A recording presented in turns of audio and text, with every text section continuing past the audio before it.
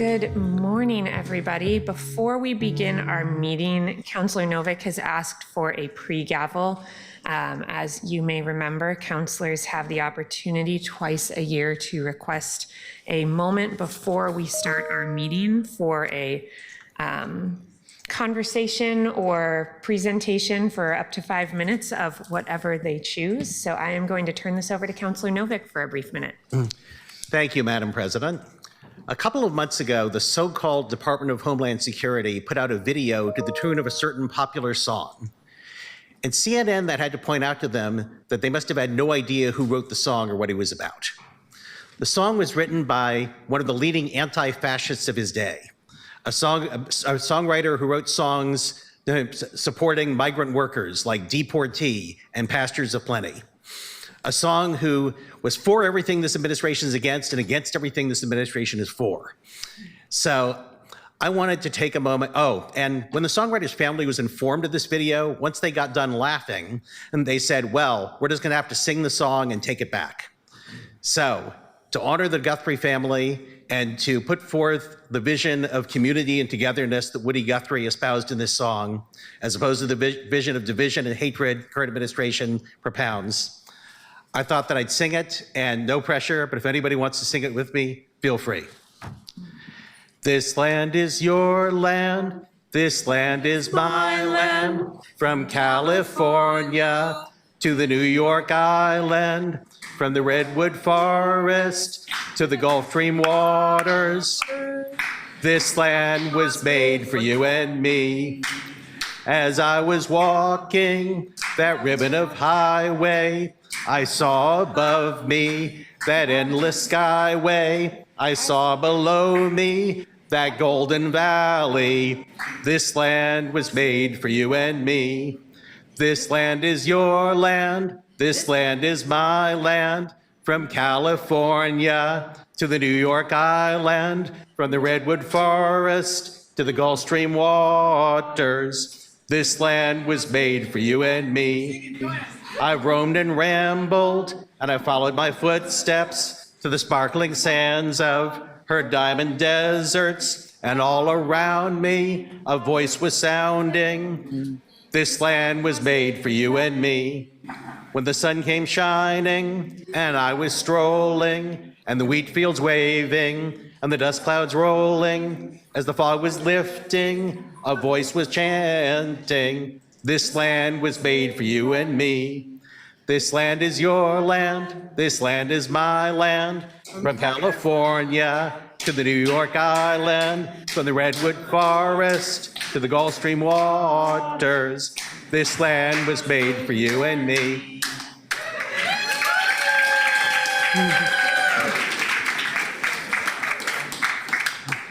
Woody Guthrie, by the way, lived in what is now District 1 for...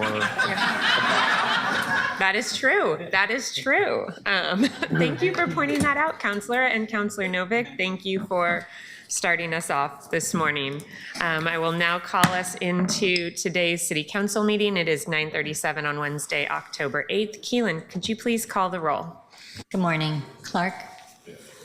Here. Green? Here. Zimmerman?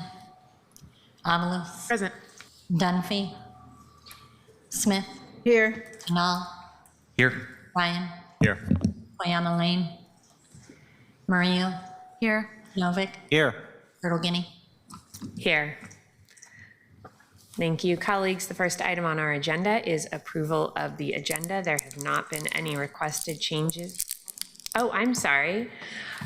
Could you please read our rules of order and decorum? Yes, I'd be happy to. Welcome to the Portland City Council. To testify before council in person or virtually, you must sign up in advance on the council agenda at www.portland.gov/council/agenda. Information on engaging with council can be found on the council clerk's webpage. Individuals may testify for 3 minutes unless the presiding officer states otherwise. Your microphone may be muted when your time is over. The presiding officer preserves order. Disruptive conduct such as shouting, refusing to conclude your testimony when your time is up, interrupting others' testimony or council deliberations will not be allowed. If you cause a disruption, a warning will be given. Further disruption will result in ejection from the meeting. Anyone who fails to leave once ejected is subject to arrest for trespass. Additionally, council may take a short recess and reconvene virtually. Your testimony should address the matter being considered. When testifying, state your name for the record. Your address is not necessary. If you're a lobbyist, identify the organization you represent. Virtual testifiers should unmute themselves when the council clerk calls your name. Thank you. Thank you, Lauren. I think all that singing threw me off this morning. Colleagues, the first item on our agenda is agenda approval. There have not been any requested changes to the agenda. Are there any requested changes from the dais? Okay, Councillor Smith. Madam President, there is a disparity study vote. It's on the second to last. Can we do a time certain at 12 o'clock? Are you requesting that we not do it before 12 o'clock or that we do it beginning right at 12 o'clock? Not before 12 o'clock. So we can switch ours. Let's leave the agenda as is, and if we get to 12 o'clock and we get to that item of the agenda and we're not there yet, Councillor Ryan, I hear you offering to switch the order for your two items. Does that work? Yeah. Thank you. Okay, perfect. Colleagues, if there are no other requests, do I have unanimous consent to adopt the agenda? Okay, great, thank you. The next item on the agenda is public communication. Keelan, could you please call up our first guest? First up, we have Catherine Jimenez. Welcome, thank you for being here this morning. Good morning, Council. Thank you for having me, and thank you, Councillor Novick. My name is Catherine Jimenez. I would like to preface this commentary with the fact I originally submitted my inquiry back in January. After Mayor Wilson affirmed the city sanctuary status, I had initial concerns about the haphazard declaration of how these ordinances would work to protect the most vulnerable among us, given there were no clear actionable planning or public safety initiatives readily available. Fast forward 10 months, and clearly the city was not prepared for the overreach that was to come. Let me be clear. I come to you today not only as a Multnomah County taxpayer, but a born and raised Oregonian who has lived along the I-5 corridor my entire life.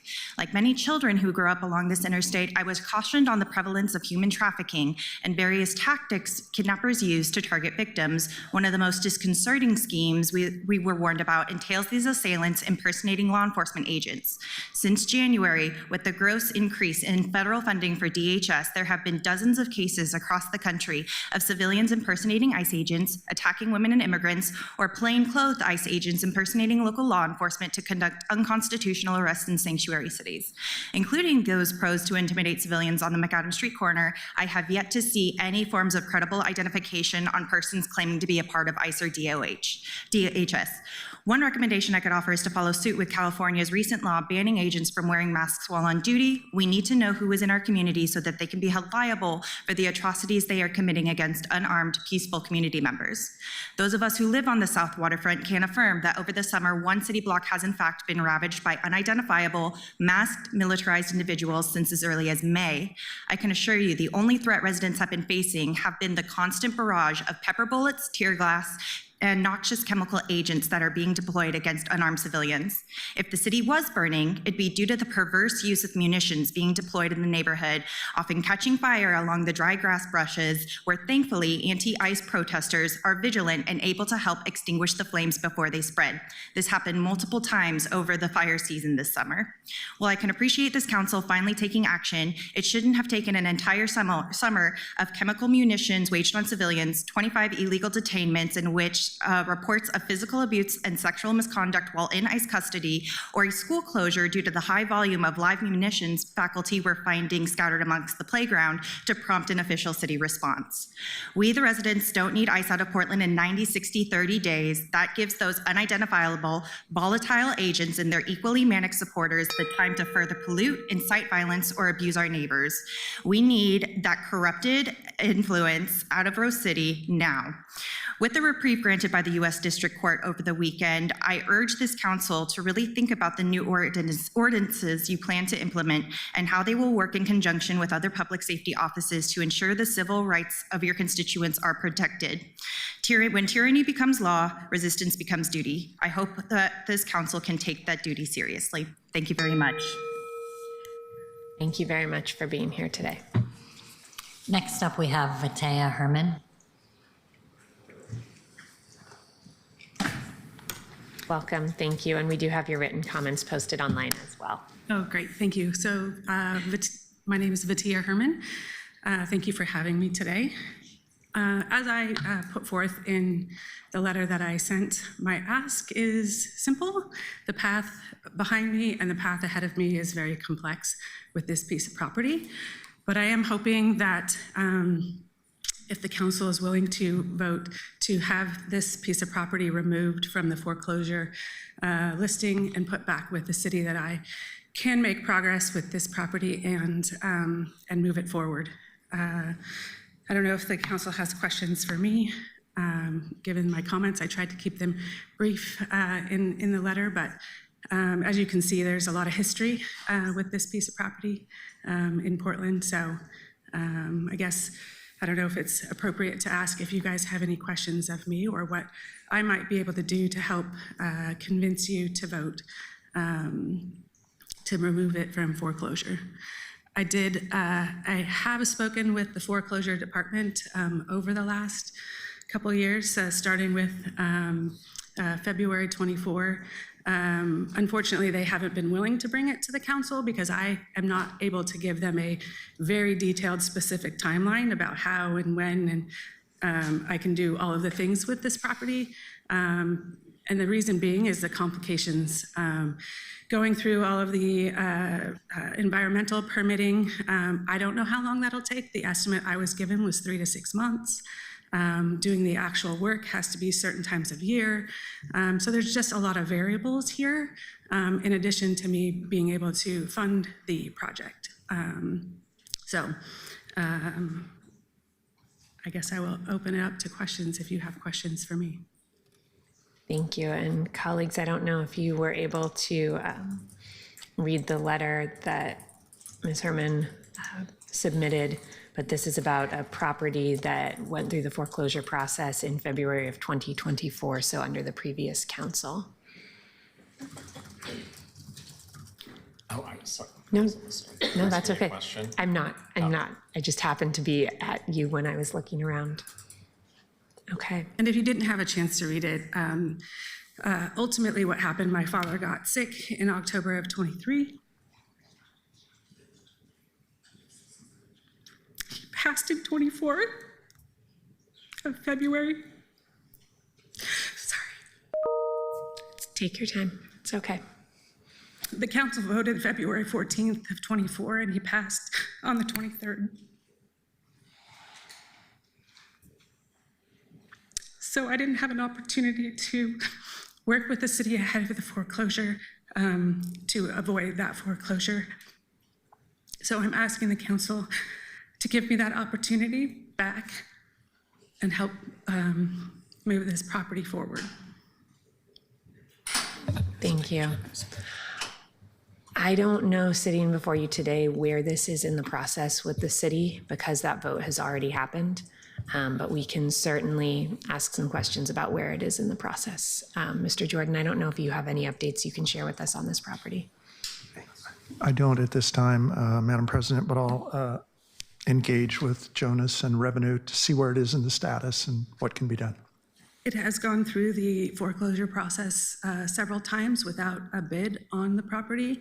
From my understanding, it will just continue to go up for auction every couple of months, again, leaving me a kind of an inability to do anything with it because any time or money that I spend trying to do something with the property could just be yanked out from under if it actually gets sold in foreclosure.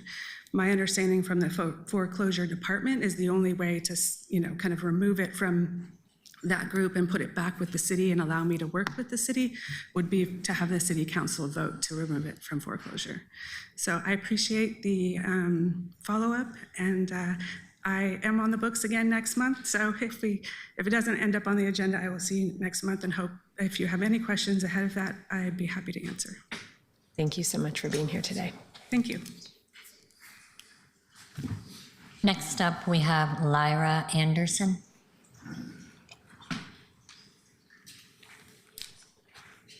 Welcome. Thank you for joining us.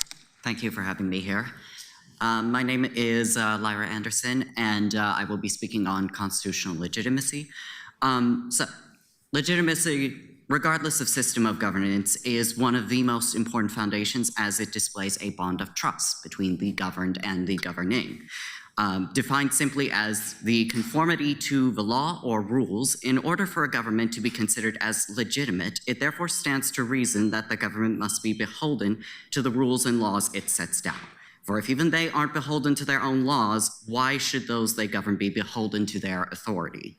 In our case, the federal government is beholden to the Constitution of the United States of America. And with this current administration alone, I'm afraid to say that if I were given ample time, I would be listing every single violation for perhaps maybe a few days that have been going on since the beginning.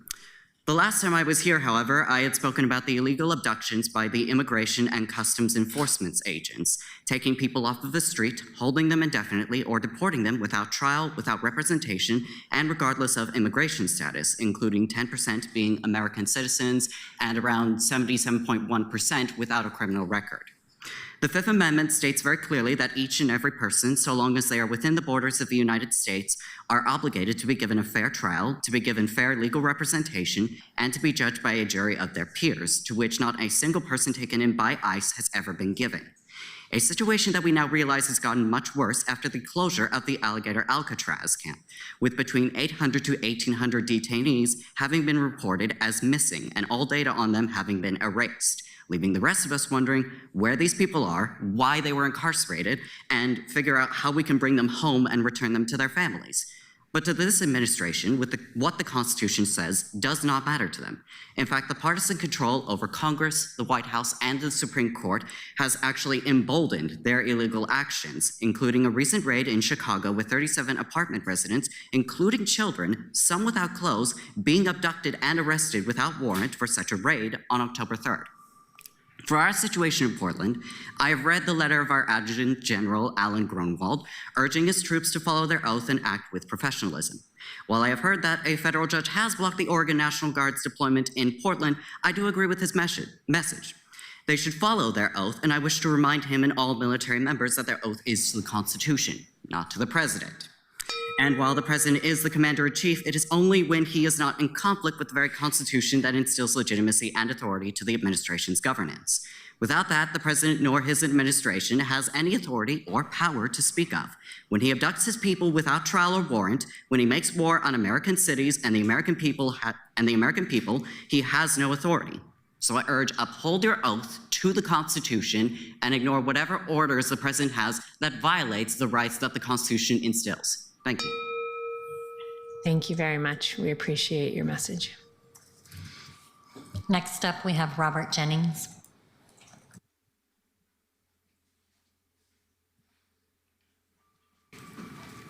Good morning. Last name Jennings, first name's Robert.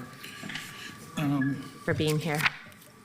I want to speak on the amount of vehicles in the city of Portland that do not have current registration, which for the most part means they don't have valid insurance. I've been to multiple departments here in the city as well as the county, and if anybody drives in the city of Portland in the area, you still notice many vehicles without current tags, or they have the reflective plates, so you can't get the plate numbers when going through a camera light. In here, I have 23 pictures of license plates that I collected over a 2-week period. And of these, there's 4 of them dating back to 2021 that don't have registration. And here in the city of Portland, I had put in a question of, like, are vehicles allowed to be pulled over in the city of Portland by police strictly on tags alone, being unregistered? And I've got an answer of no. In Portland, Oregon, police are not supposed to pull you over for simply having expired tags on your vehicle, comma, though they can cite and tow you for parking with expired tags. I'd really like to see the Portland Police Bureau take a look at that policy. I've tried a couple times to speak with different representatives, and I keep getting, well, that's something you'll have to take up with the city council. And I'd just like to know why it is that a vehicle can be towed with PBOT, which I understand controls the parking, but if a vehicle is on the road with no current registration, I've been hit twice, and one of the reactions when I got out and I asked the gentleman for insurance, he said, "Sorry, bro, don't have insurance." And the vehicle was out of registration for 3 years. I'm not sure which of the councilmen and councilwomen control any of the Portland Police Bureau department of trying to enforce this. Because if a person comes downtown, they're driving, if they don't park, they're doing whatever a public garage, there's no way to enforce the idea of no registration. And it's losing revenue for the city and it's losing revenue for the state. So I'd just like to voice my standing on that in multiple pictures so that it is not something that I am making up on my own, that there is photographic proof. And I do know PBOT in 2024 hired more officers. It's just moving vehicles. It's a whole different story than just parked cars. Thank you very much. Thank you for sharing those concerns. At this point, council doesn't directly oversee the police bureau like the old commission did, but we do communicate with the mayor regularly about things like this. So we appreciate you being here. Next up, we have Addie Smith joining us online. Addie, you're muted. Welcome, Addie. Go ahead and unmute and get started when you're ready.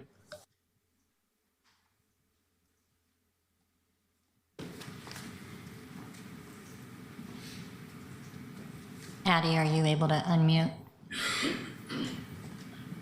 Hello, can you guys hear me? We can hear you now. Oh, can you see me? Where's my picture? Hang on. Oh, Lord. All right, guys, can you hear me? Can you see me? We can now, yes, both of those. I apologize. I am going to be 15 seconds over, so I'm sorry. And it's going to sound dispirited and mean, but I've been waiting, so I'm sorry in advance, okay? Hello, my name is Addie Smith. Today is October 8th, 2025. I'm speaking before the Portland City Council. I signed up to speak in July of 2025 for the next City Council meeting. It is October. This needs to change. I've said this before. If it doesn't change and voters have to continue to wait 3 months to speak to City Council, we will vote you out. This is intentional. It should not take 3 months to speak. Anyone signing up should be able to speak each week. I will be pivoting several times during this address. First, where did the $750 million go that was supposed to be used to fight homelessness in Portland? How much of that was used to help with rental assistance to keep people in their homes in Portland and Multnomah County? Where is the budget? I would like to review the variance report. I'd like someone, oh my God. I'm so sorry, y'all. I'm so sorry. I'd like to review the variance report. I'd like someone to email this information to me. Second, there is a reason Governor Kotek is saying that we don't need Trump to send troops to Oregon. It's because the Democrat-led state legislature and the governors are doing the same thing to Black and brown people that these troops would do. In silence, Biden and Obama deported just as many people as Trump. Black people represent 1.7% of Oregon's population, but 9% incarceration rate. This doesn't mean we're guilty of anything. This is systemic and structural racism. The Democrats like their racism in hateful, deceptive silence, like a wolf in sheep's clothing. They like to attack you when you're not watching. Then they use their police and courts to make you disappear. But they don't like Trump's loud, vulgar racism. It's not classy and dignified. Third, Governor Kotek has appointed racist judges to the bench like Michael Riedel and Elizabeth Lemoyne. Riedel grants motions when defendants haven't been served at all. Never mind, quote unquote, proper service for court. I mean not served for court at all. Lemoyne grants motions when defendants don't have an attorney present at status hearings and trials. Former Governor Kitzhaber appointed Judge Ricardo Menchaca, and like Nick Fuentes, he is a vicious, disgusting, lying, untrustworthy, violating, vile, white assimilating racist. Kay Brown appointed Judge Eric Boucher, who is so racist and white supremacist that Washington County is being sued because he and the deputies in his courtroom discriminate against the Black attorneys that come in there to represent their clients. The Democrats endorsed Sheriff Caprice Massey. This white woman is married to a Black man, and I can only assume that she is not racist at home, but when she leaves just that door, she turns into Caroline Levitt and Stephen Miller. Judge Monica Harrance and Judge Mark Peterson are judges in Multnomah County Circuit Court. They are violating housing laws. People facing eviction are being discriminated against, and their rights under the law are being violated by these judges. I'm almost done. They both need to be voted out of office. Democrat governors are appointing these racists to office, and their targets are Black and brown people. The Oregon State Legislature with Ben Bowman, Julie Fahey, and others is a failure. Black people are not considered at all in any of their legislation. Almost done. I will let Trump burn his country down. He's well on his way. I will not vote for Democrats who support Israel, full stop. I will not support Democrats who refuse to write legislation that stops violence against Black people. Fourth and final for now, Sergeants Towing is stealing cars that belong to Black and brown people. They are targeting our neighborhoods. Sergeants Towing Thank you, must Addie. be shut down. Thank you very much. Thank you very much for sharing all of those concerns with us. We appreciate hearing from you. That completes communications. Thank you, Keelan.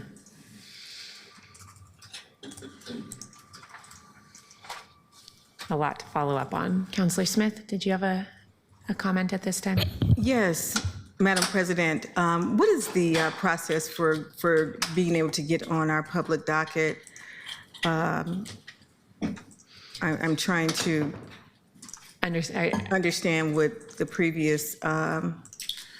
I'm going to let Keelan answer that, and I'll say first, I know that because we moved from weekly to twice a month meetings when we switched to the new form of government, there was a bit of a backlog because the public had previously had twice as many opportunities for public communication because it occurs at every meeting.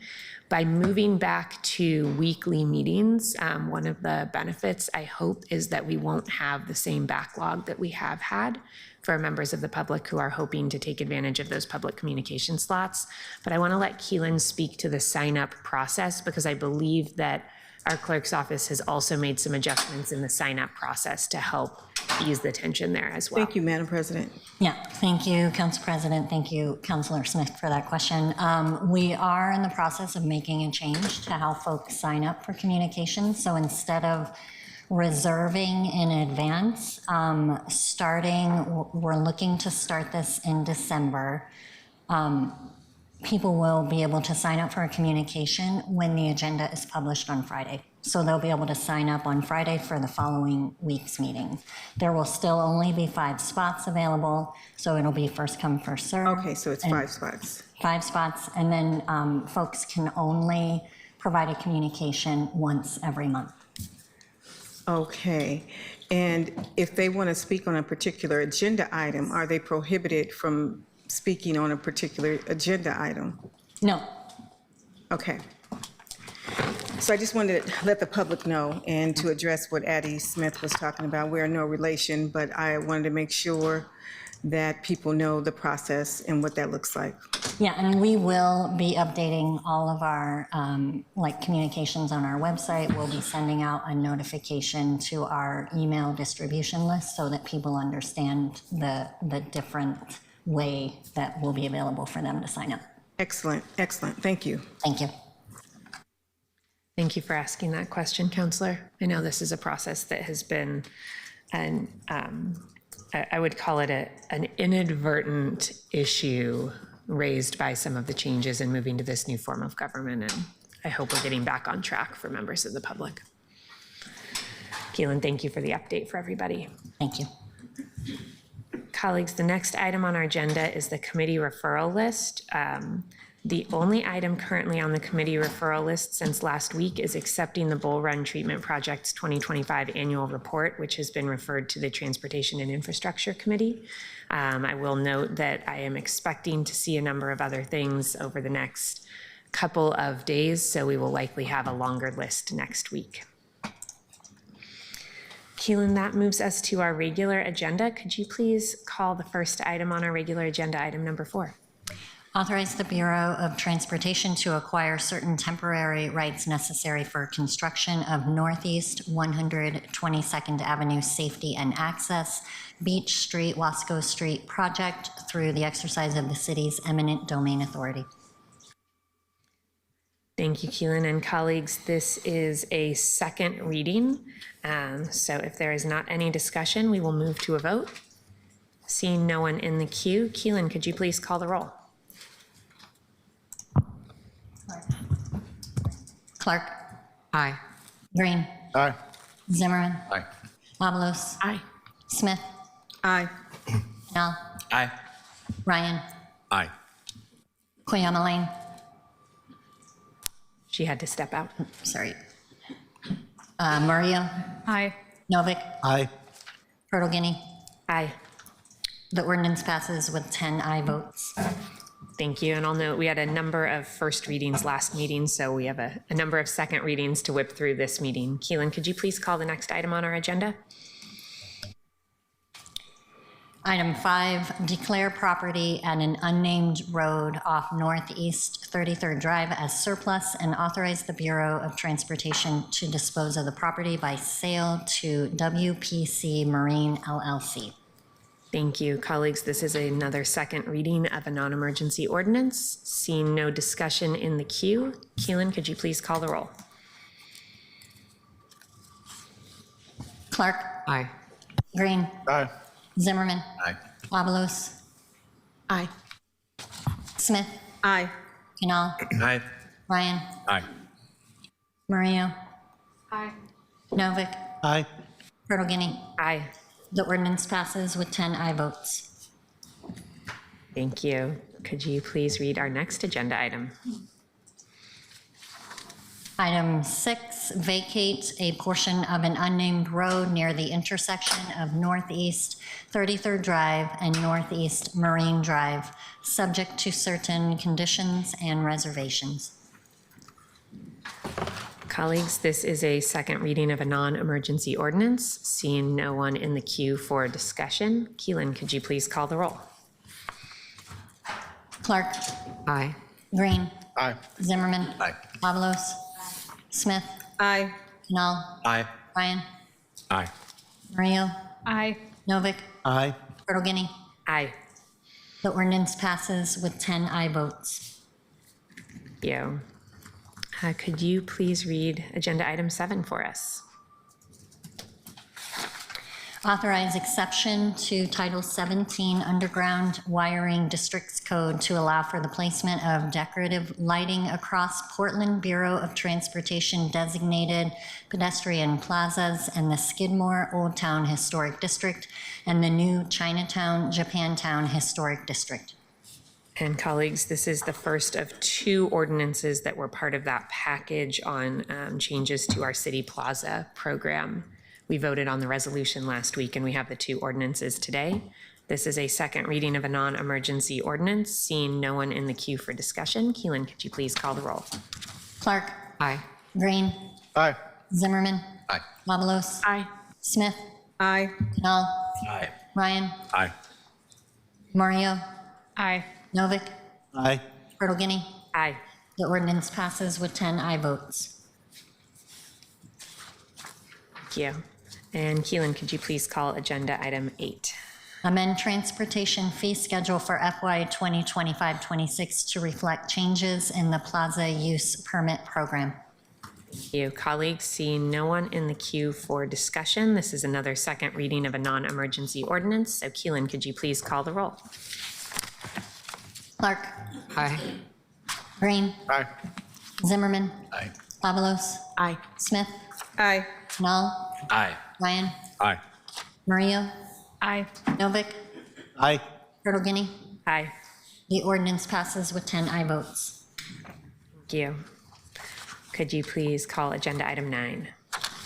Establish a charge to fund city payment of the flood safety benefit fee to the Urban Flood Safety and Water Quality District. Thank you, colleagues. This is another second reading of a non-emergency ordinance. Seeing no one in the queue for discussion, Keelan, could you please call the roll? Clark.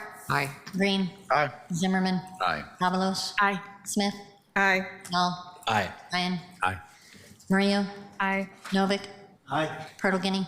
Aye. The ordinance passes with 10 aye votes. Could you, Keelan, please call agenda item 10? Authorize Bureau of Transportation to acquire certain temporary rights necessary for construction of the Northeast Shaver Sidewalk 102nd to 115th Avenue project through the exercise of the city's eminent domain authority. Thank you, Keelan. And colleagues, I am in the queue for discussion. I got a request on this item from the Public Works Service area to add an emergency clause today so that they can begin work on this project immediately. A non-emergency ordinance generally takes 30 days to go into effect, and our bureaus are hoping to begin this work this month and not have to wait 30 days for this ordinance to go into effect. You will see posted online a proposed amendment, Purtle Guinea 1, which would add a section 2 to the ordinance to say the council declares that an emergency exists in order that the Northeast Shaver Sidewalk project may occur without delay. Therefore, this ordinance shall be in full force and effect from and after its passage by council. I'd like to move this amendment and would request a second. Second. I think that was Councillor Ryan. Thank you, Councillor Ryan. Councillor Smith, do you have discussion on this amendment? Yes, Madam President. I need to find out what is the cost of this project, and is this being paid for with PSEF dollars? Mr. Jordan, I don't know that we have anybody here today since this is a second reading. Do you know the answer to that question? I don't think we have anybody from the Public Works Service area. Counselor, do you need the answer to that question before you vote? Because we could delay We're this not voting today, are we? This is the second reading, so we Second are reading. voting today. Madam President, I think somebody might be able to comment on the project. Okay, perfect. Please come up, go ahead and introduce yourself for the record. Marty Maloney, I'm a Piedmont right-of-way acquisition supervisor. I'm not the project manager, but I do know, I believe this is Safe Routes to School money from ODOT grants, and that's why we're trying to get going as quick as possible, just because of that funding. Perfect. Thank you. Thank you so much for jumping in on that one. We appreciate it. Councillor Smith, anything further? No, thank you. Okay, Councillor Zimmerman? Yeah, the presentation has 2 million from ODOT. Fixing our streets is 1.5. PSEF, sidewalks to schools, 1.4. Total 4.9. Thank you very much for pulling that out of the presentation. Colleagues, is there any other discussion to the amendment? Okay, seeing none, Keelan, could you please call the roll on the amendment, Purtle Guinea 1, to the underlying ordinance? Clark. Aye. Green. Aye. Zimmerman. Aye. Avalos. Aye. Smith. Aye. Null. No. Ryan. Aye. Mario. Aye. Novick. Aye. Purtle Guinea. Aye. The amendment is approved with 9 yes votes and 1 no vote. Thank you, Keelan. Colleagues, is there any other discussion to the now amended ordinance? Okay, and because this added an emergency clause, we are able to pass the ordinance, although it was just amended. So Keelan, could you please call the roll on the now amended ordinance? Clark. Aye. Green. Aye. Zimmerman. Aye. Avalos. Aye. Smith. Aye. Null. Aye. Ryan. Aye. Mario. Aye. Novick. Aye. Purtle Guinea. Aye. The ordinance as amended passes with 10 yes votes. Thank you. Keelan, could you please read our next agenda item? Item 11, amend city code to adopt state of Oregon building codes by reference. Thank you, colleagues. This is a first reading. We have a committee staff summary from Christopher Hare, who I believe is filling in for a colleague today. Yes, good morning, Madam President, councilors. For the record, Christopher Hare, Council Policy Analyst, and sharing the committee staff summary on behalf of Claire Adamsick, who is staff to the Homelessness and Housing Committee. The ordinance before you, document number 2025-374, was heard in the Homelessness and Housing Committee on September 23rd, where it was referred to council with a recommendation to pass. The ordinance amends 4 city code chapters related to the administration of state building codes by replacing date-specific references that require periodic updates with references to the corresponding Oregon revised statutes and Oregon administrative rules. These changes allow for continuous alignment between city code and corresponding state building codes. The relevant chapters, as amended in Exhibits A through D, include Title 24 Building Regulations, Title 25 Plumbing Regulations, Title 26 Electrical Regulations, and Title 27 Heating and Venting Regulations. The full impact statements on this item includes information on financial and budgetary impacts and analysis, economic and real estate development impacts, and community involvement. No verbal testimony was submitted on the item prior to committee action. 2 people submitted written testimony prior to committee action, and 1 person submitted written testimony prior to council agenda posting. General themes included ensuring that adopted references to state statute and administrative rules are clear, consistent, and stand up over time. General concerns regarding enforcement of city rules for landlords regarding property maintenance and building code compliance. This concludes the committee staff summary. Thank you. Thank you so much, Christopher. Councillor Avalos, do you have anything to add to that? Yeah, thank you. This came to the committee where it was reviewed and approved. I'm pleased to support it. These amendments are a straightforward but important step. They bring our city code into alignment with state law by referencing the Oregon building codes directly rather than listing year-specific additions. That change eliminates unnecessary procedural steps, ensures Portland remains in compliance with state requirements, and it simplifies the work for staff and council alike. So that is my comment. Thank you. Thank you, Councillor. Councillor Canal, do you have any technical questions? Is that why you're in the queue here? Questions about the committee report? I don't have questions about the committee report. I would like to ask something before we do testimony, though. Okay, go right ahead. Councillor Dunphy's not present right now, so I wanted to just formally introduce his amendment, which is attached down at the bottom, and yield the floor to his staffers when it's appropriate to explain that. Thank you. Let's see if Councillor Smith has any questions for Mr. Hare, and if so, do that, and then we'll invite up Councillor Dunphy's staff. Does that work, Councillor? Yes, thank you. Thank you, Madam President. Quick question, have other jurisdictions around the state done the same thing to comply with the state codes, or are we the first? That's an excellent question, Councillor Smith. I might defer to Bureau staff to answer that question.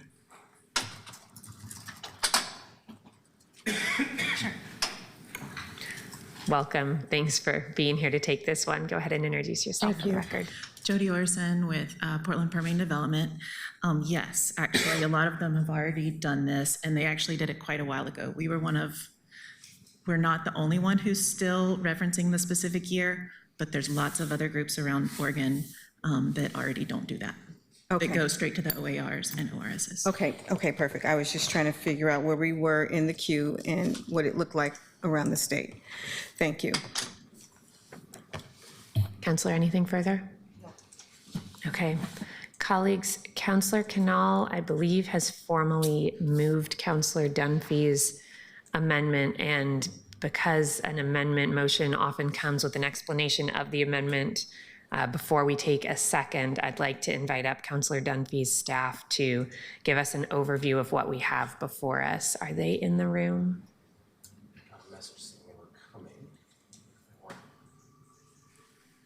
Why don't we, while we wait? I'll just second it for a point of get to the discussion. Second.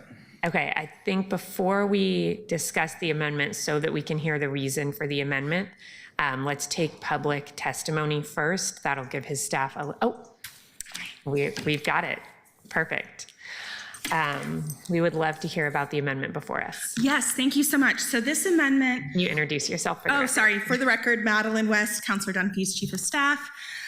This amendment is in response to our well-known colleague, Terry Harris, who comes frequently, who is a code expert and likes us to, as code changes come up, align code with best practices around streamlining.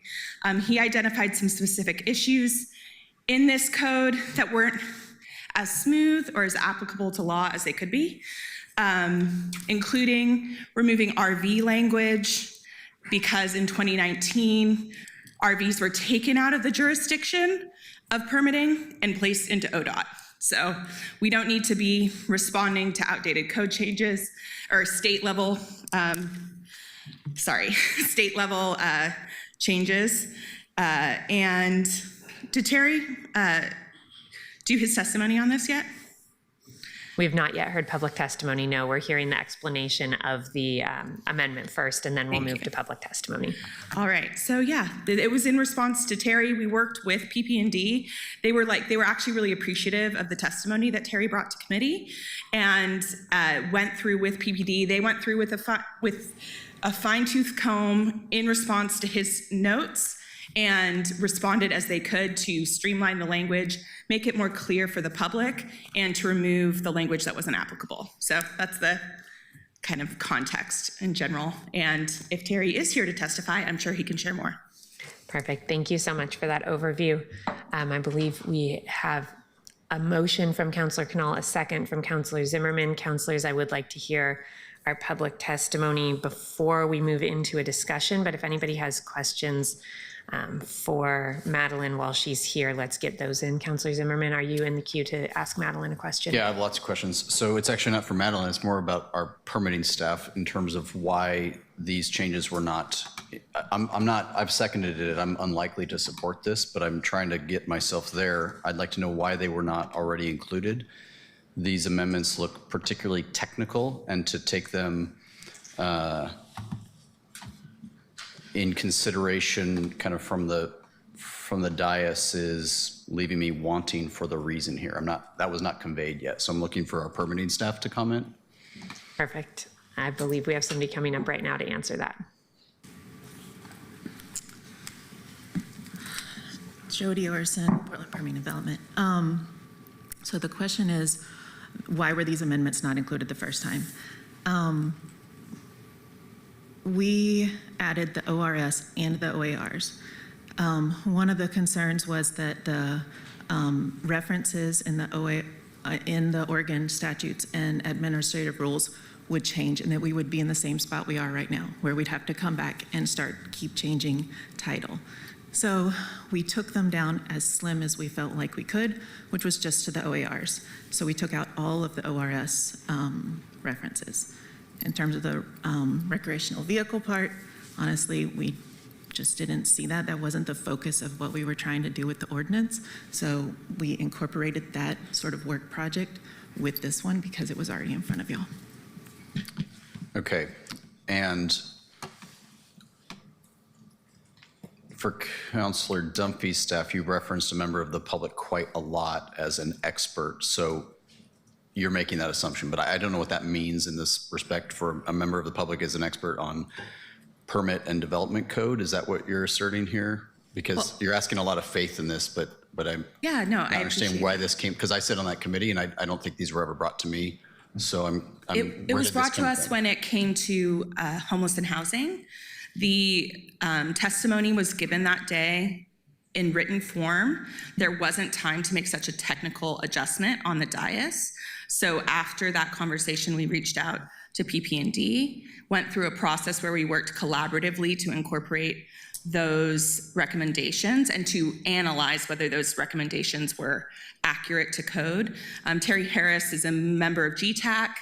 That has nothing to do with permitting and development though, right? Right, but he is a code expert and an attorney who dives deep into the weeds of this and compares city and state code frequently. If he is here today, he said he would be here to testify. I'm sure he can tell you a little bit more about his history and expertise before you vote on the amendment, if that's possible.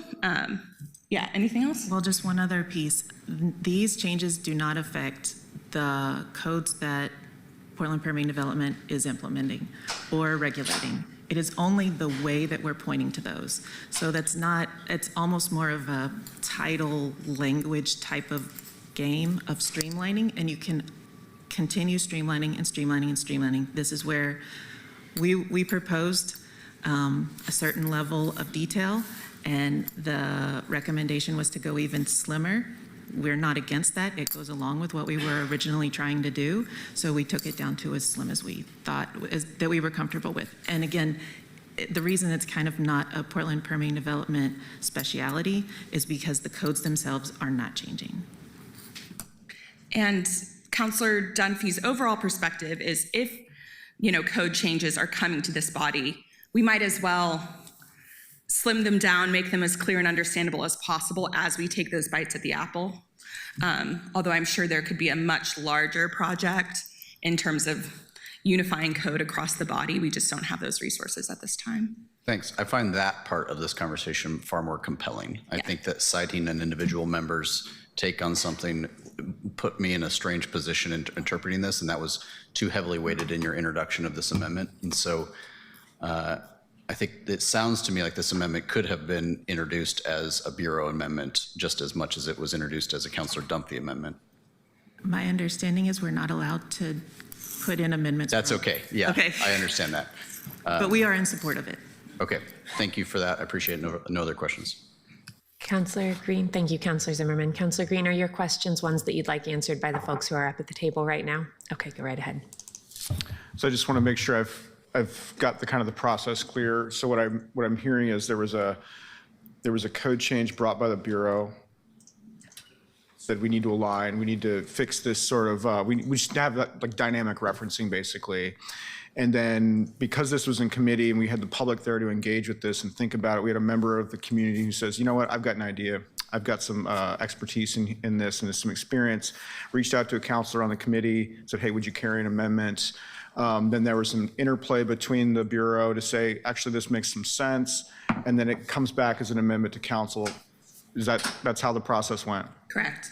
That's, I think, colleagues, how we envisioned the new form of government to work in the legislative process. So that's kind of what I'm seeing with this. I just want to clarify that. Thanks. Thank you. Thank you, Councillor. Councillor Canal, are your questions for this group before we hear public testimony? Yeah, my question is for Madeline. Thank you so much for being here. So what it sounds like to me, and I'm just going to pick the first of these references to use as an example here, and this is within the 2490-020, says regulation under this chapter covers all installation or alterations of manufactured dwellings and accessory structures. And then in between those two, it currently has recreational park trailers and other recreational vehicles, and this amendment would remove that text. So my understanding is that effectively we're saying the chapter doesn't actually regulate that because the state law no longer regulates that since 2019. And so we're effectively harmonizing our text to align with accurately describing the state law. Is that correct? Correct. Okay, thank you. Thank you, Councillor. That's exactly the portion I had questions on as well. Councillor Zimmerman, are you back in the queue? Go right ahead. All right, so help me out here a little bit. So if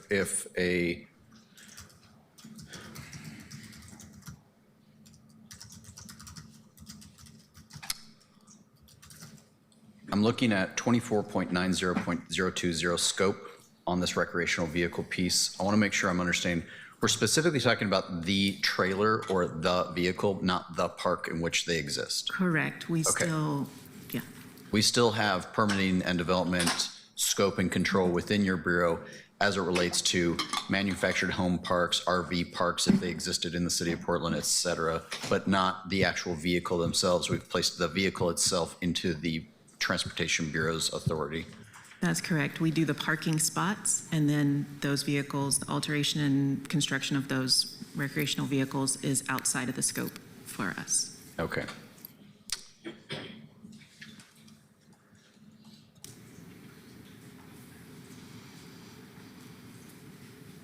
Okay, thanks. Thank you, Councillor. I actually do have a question for the Bureau. Every public body has a different style book for how we write our code. And I'm trying to understand if this cleanup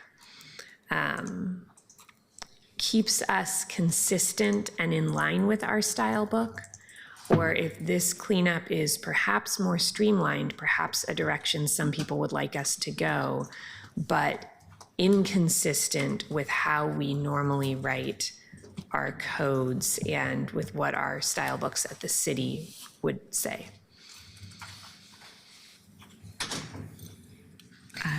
My interpretation of that is because our code has been written by so many people over so much time that it's not incredibly consistent across permitting code, but I would go to the body. Maybe I'll look to Lauren on this as our attorney here for this meeting. Generally, right, a public entity has a style book. Our attorneys have a way that they draft things when we as counselors bring things forward. I'm still getting used to the city's style book. It's not what I'm used to, and I've had a few moments where I've read things and said, well, this doesn't make sense. I don't like how it's written, but at the end of the day, I want our code to be consistent.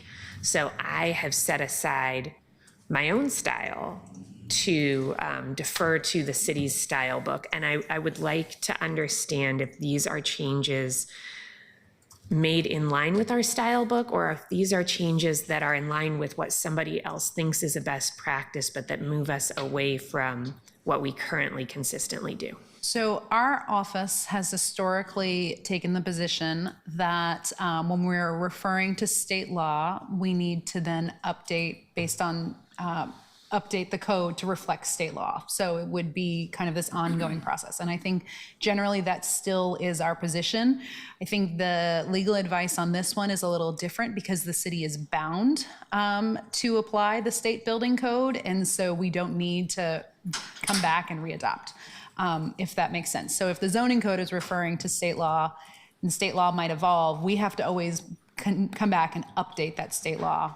This might be a little different. So it's not really a style issue so much as whether or not this is a mandate under state law and we have to implement it regardless of whether or not we've come back to update our code. Does So that make this sense? feels like it is in line with our style guides. This does work, and where it's creating inconsistencies, that's justifiable. The main effect of this, it sounds like, is that in future years, we won't have the discussion in committee about what the changes were at the legislature that we then need to update, take some work off our plates, makes things move more smoothly. On the other hand, perhaps we miss that opportunity to say, by the way, here's the updates the state made. We need to be in line with those. Is that accurate? I think that that's an accurate summary. Okay, thank you. So, Yeah, go right ahead. the piece that we are taking out is the year, and the administrative rules we're pointing to only have in them the year, the effective date, and the mandatory date. So there's not other content in there that would be part of the discussion in a normal, like what we just did with the energy code, where we changed that 23 to 25. Got it. Thank you very much. And for also that to be clear, our staff didn't make any of these changes. This was all in collaboration with PPD staff, and they are the only ones who redlined or touched this in this amendment. So it wasn't our staff coming in and having our own interpretation of style. It was in collaboration with the department and their interpretation of their own style. Thank you. Yeah. Councilor Zimmerman, did you have another comment? Thanks. So I appreciate the ease and clarity and making it easier. So help me out a little bit. In subparagraph 020, we're keeping the term accessory structures in the paragraph. And then in subparagraph 030, we're getting rid of the term accessory structures. And then in subparagraph 070, we are keeping in the term accessory structures. And so, I need to be able to look at it. of course. So I'd like to know if that was intentional or a Scrivener's error, because clarity of accessory structures being in this or not in this is probably important. And I can't tell yet from this document.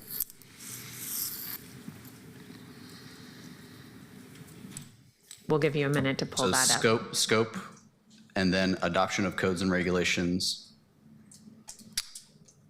And then in permit application. Those are the three major sections of this where the red line does or does not include accessory structures, and it doesn't, for me, doesn't look consistent. And I'm wondering if it's just because in the middle, it is because of ORS 455170, or if it's something different. I was just able to look at the scope question, and the part that remains there is the part recreational vehicle parks. So it's still the parks, like the park themselves, PP&D still has. I'm talking about specifically, it's just two words, accessory structures. Sorry. It remains in there in the scope paragraph. It does not remain in there in subparagraph 300, 030C. If you go down to that red line, you've removed the word accessory structures. And then further down in the 070B, A, not A, just the opening. I think you've kept it. Okay, so I can. It's more detailed than I expected to get to this morning, but here we go. Sure. So in the first one, we've left it in because we are still looking at accessory structures to manufactured dwellings. So we want to leave in that piece of the accessory structures. Then in the next section where we've struck it, it's still a couple of pieces earlier in C. So it says for maintenance and alteration of manufactured dwellings and accessory structures. So that accessory structures has stayed in like the first sentence of C. That paragraph C breaks it up into each of the different scope items. So it's got manufactured dwellings and accessory structures as the first item, then development and maintenance of parks, manufactured dwelling parks, and then it has development and maintenance of recreational parks, picnics, and organized camps. But what we took out was the maintenance and alterations of the park trailers and recreational vehicles and accessory structures just to those.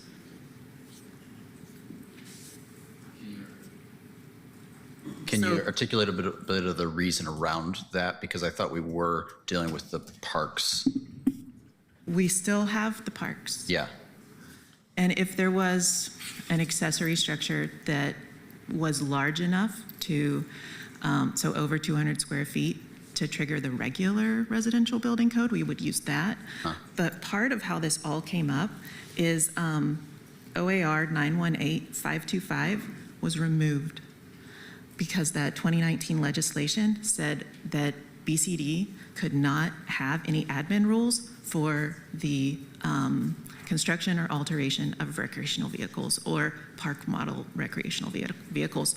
So that we would have nothing to point to in terms of what the requirements are, even if we left that piece in. Okay, thanks for that clarity. I appreciate helping you there.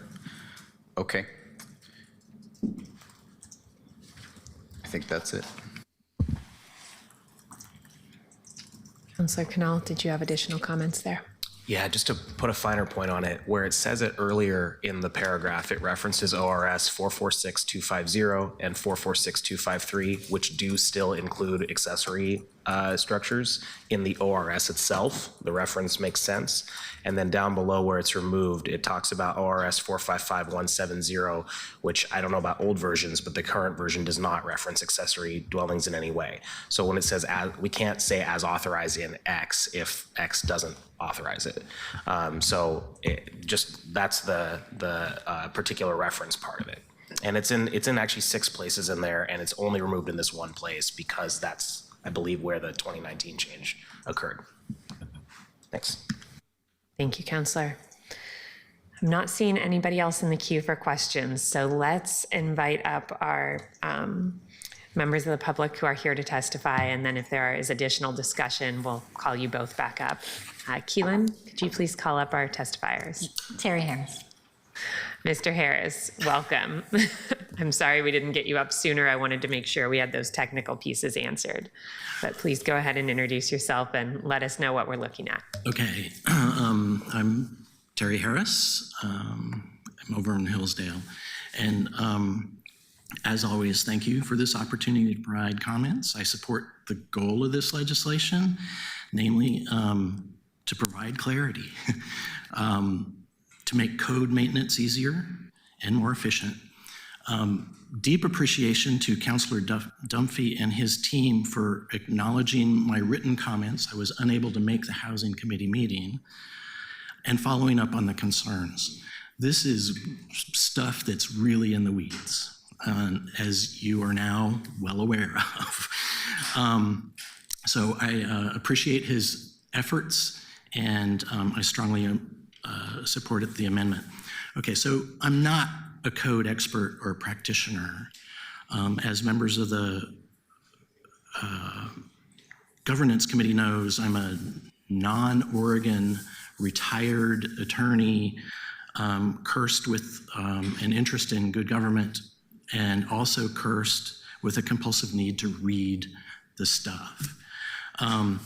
So also, as Councilman Ryan knows, almost exactly a year ago, I was testifying before the old city council as city code came up to the council for realignment with the new form of government. I found myself reading and then skimming and then largely not reading or skimming thousands of edits on thousands of pages of city code presented to the old council for approval. And so trust me when I say there are lots of problems like this one scattered throughout the city code right now. So let me just zero in here. This incorporation by reference problem is a problem elsewhere in the code, and it's something that I'm sensitive to. It's trickier than it seems, as you're now aware of, and these kinds of code repairs are necessary throughout the code. Title 14 is filled with them. My favorite was found in Title 19, the harbors, where it specified a specific Coast Guard document on navigation that has been superseded since 2014. It's a totally different document. Not only that, that document changed last year. It's impossible to keep up with these incorporations by references. So anyway, the general idea here, these code changes are only as good as the stability of the reference. The state administrative code is dealing with it now. City legislation that you're gonna hopefully pass will make a more stable reference. Adding the term as amended from time to time might be some good practice on other things. If you give me another minute and I'll finish up here. Adopting by reference is only as good as the accuracy of the reference. So when I was going through this, reading it, there were two typos that didn't line up with the state code.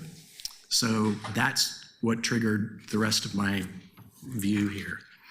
And Mr. Harris, I do need to ask you to wrap up so that I can be consistent amongst all testifiers. I'm sorry. Right. So anyway, to sum up, code hygiene and maintenance is a huge, boring chore, but it's necessary. The very rushed top to bottom overhaul last year only made it more obvious. The city needs to find a way to do this methodically and accurately without taking away from the important things you guys need to be doing. But it's your responsibility. You're in charge of the code. Very much. That completes testimony. Okay, colleagues, we have an amendment with a second open on the table. Is there further discussion to the amendment? Okay, seeing none. Keelan, could you please call the roll on the amendment? All right, Clark. Aye. Green. Aye. Zimmerman. Aye. Avalos. Aye. Smith. Canal. Aye. Ryan. Aye. Koyama Lane. Aye. Oops. Sorry, I just lost my. Murillo. Aye. Novick. Aye. Turtle Guinea. Aye. The amendment is approved. Thank you, colleagues. Is there any discussion to the underlying ordinance? And I will note this is a first reading, so we are not voting today, but we have the opportunity for discussion. Councillor Canal.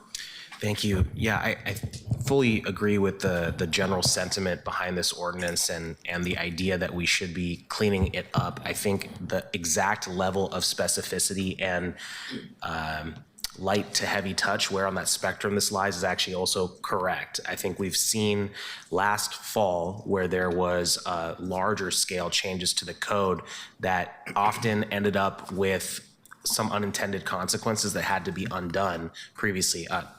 Not coincidentally, Councillor Dunphy's office found a portion of code that related to fair wages for contractors that had sort of been the bathwater that was thrown out with the baby, and we got that back in earlier this year. So I think finding the right level of how to trim and adjust code is good.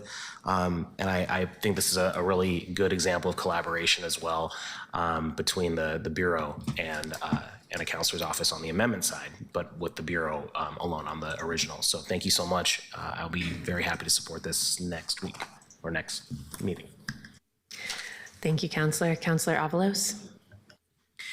Yeah, just one quick comment to say that per the conversation, it sounds like with our new form of government, the executive branch, the enterprise, we should, I would appreciate seeing from the mayor's office an effort to unify the bureaus and the codes, make sure we have good nomenclature and naming conventions.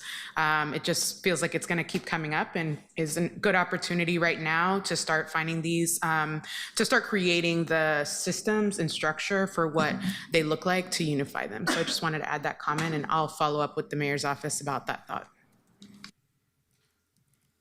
Thank you, Counselor. Colleagues, seeing no other discussion, this will move to a second reading. I'll note that this will likely not come on second reading next week. Next week is our evening meeting. We are going to have a very full agenda with things that I expect will have a fair amount of public testimony. So I'll be moving second readings likely to the week after that today. Keelan, could you please call, you know what, we are holding, Counselor Smith asked us to hold on the next agenda item if she wasn't back yet. So we are going to, per her request, switch the order on agenda items 12 and 13. Counselor Ryan, that works for your folks, correct? Yeah, let's do it. Okay. Keelan, could you call agenda item 13? Require city administrator to develop a plan that establishes a storefront support program. Thank you. And I believe we have Chris here as well in a place of a different colleague to give us our committee staff summary. Go right ahead, Mr. Hare. You're back. Thank you, Madam President. Councilors, for the record, again, Christopher Hare, Council Policy Analyst, and sharing the committee staff summary on behalf of Craig Cook, who is staff to the Arts and Economy Committee. The resolution before you, document number 2025-370, was heard in the Arts and Economy Committee on September 23rd, where it was referred to Council with the recommendation to be adopted. The resolution requires the city administrator to submit a report to Council that outlines a plan for creation of a storefront support program. The resolution requires specific elements to be included in the report, including identification of staff and financial resources needed, articulation of standardized data collection methods to collect, track, and report data regarding vacant storefronts and the reasons businesses close and or leave Portland, identification of coordinated response systems and processes to ensure crime, vandalism, and chronic nuisances issued reports made by local businesses receive a coordinated city response, development of processes, practices, and standards to ensure coordination, clear lanes of responsibility, transparent process, and systems for communication with businesses impacted by crime, vandalism, and chronic nuisance issues. Inclusion of appropriate stakeholder and bureau level technical expertise to support cross-disciplinary planning, collaboration, and oversight. Inclusion of options and opportunities for funding the storefront support program. Inclusion of a proposal for monitoring, communicating, and updating council and other stakeholders, and recommendations for how and when to convene city, Prosper Portland, and community stakeholders to operationalize the plan elements. The report must be submitted to council no later than January 31st, 2026. The resolution also requires the city administrator and chief financial officer to develop a proposed strategy for resourcing and funding the storefront support program to be incorporated in the FY 26-27 budget development process. The full impact statement on this item includes information on financial and budgetary impacts, economic and real estate development impacts, and community impacts and community involvement. 11 individuals provided verbal testimony and 7 people submitted written testimony prior to committee action. General themes included small business owners' sense of a lack of support from the city, importance of identifying what city and council means by storefront support, need for the Restore Grant Program to be made permanent, negative impacts from empty storefronts on neighborhood business districts, difficulty of doing business in Portland due to taxes, graffiti, retail theft, and threats to security and safety of employees, unsustainable costs for small businesses to provide their own security, need for more police resources to make the security and safety of small businesses a priority, shift from in-person economic activity to online resulting from pandemic, negative impact of parking and transportation policies on small businesses, downtown safety issues causing small businesses to relocate or close, altercations and drug use in and around small businesses, a need for the city to listen to small businesses on their needs and how policies will impact them. And that concludes the committee staff summary. Thank you.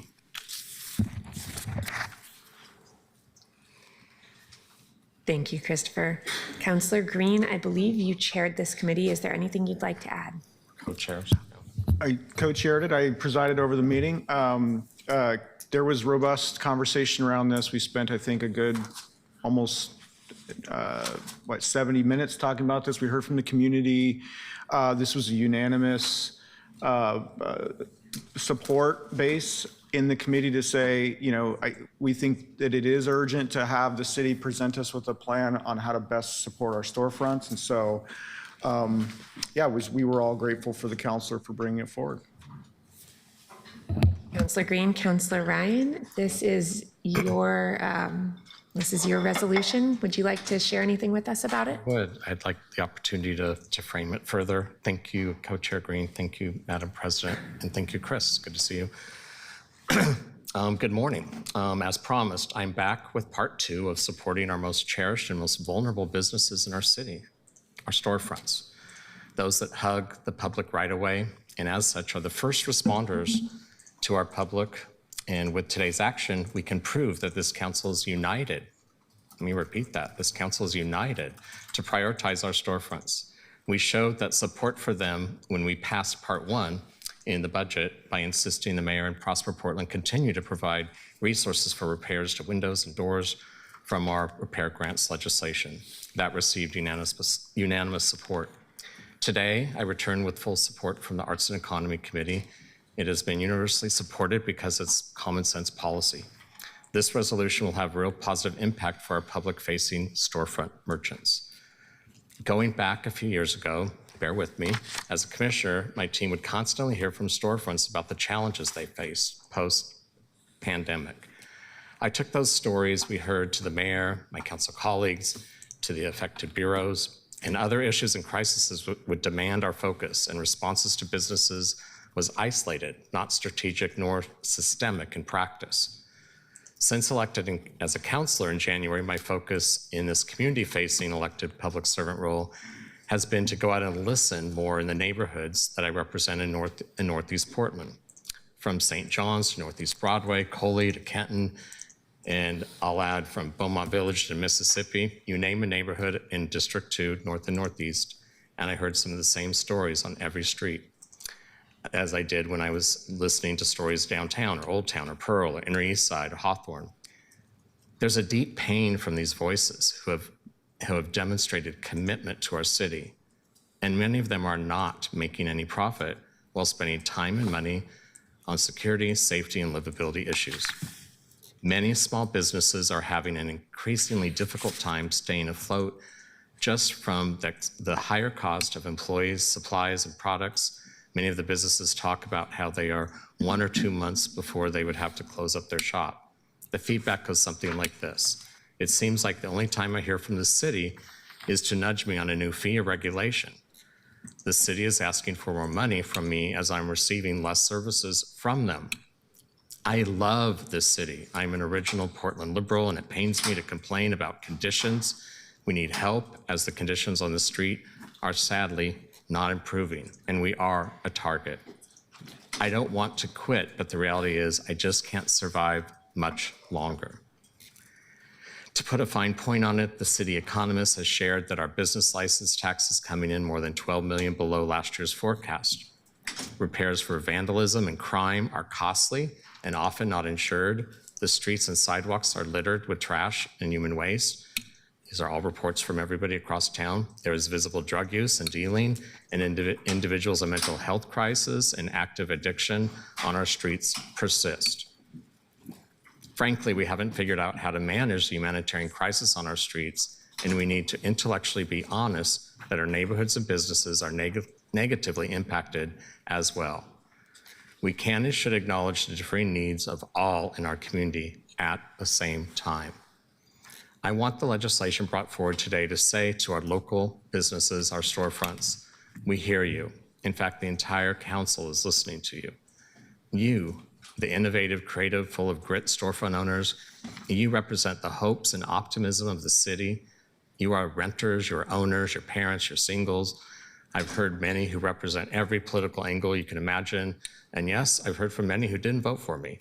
And that doesn't matter, because to me, these are all of our constituents. We know we need the city to be a partner as you face challenges, keeping the businesses afloat while facing greater headwinds. We have shared responsibilities to ensure Portland is a city in which businesses can not only survive, but grow and thrive. The resolution does 3 concrete things to help our local businesses. It'll track vacant storefronts and businesses across the city, mapping them so we identify if real-time concentrations of vacant spaces, which are targets for crime. It will gather data from business owners who leave the city or close their business, which is useful data to us as city councilors and the mayor and the administration. This will inform smarter strategic decisions to retain businesses. Last but not least, this resolution looks to formalize and streamline the service model between our city bureaus who work on crime and livability issues. This includes PMO, police, PBOT, Portland Solutions, Prosper Portland, and others.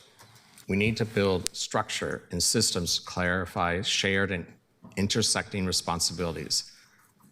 I vision this team to also include hand-picked storefront owners from each district. And I'll be adding an amendment to that point when we go further. So today, we're here to talk about the fundamentals and impactful ways that this council can help our local storefronts. We need to act with urgency and intention.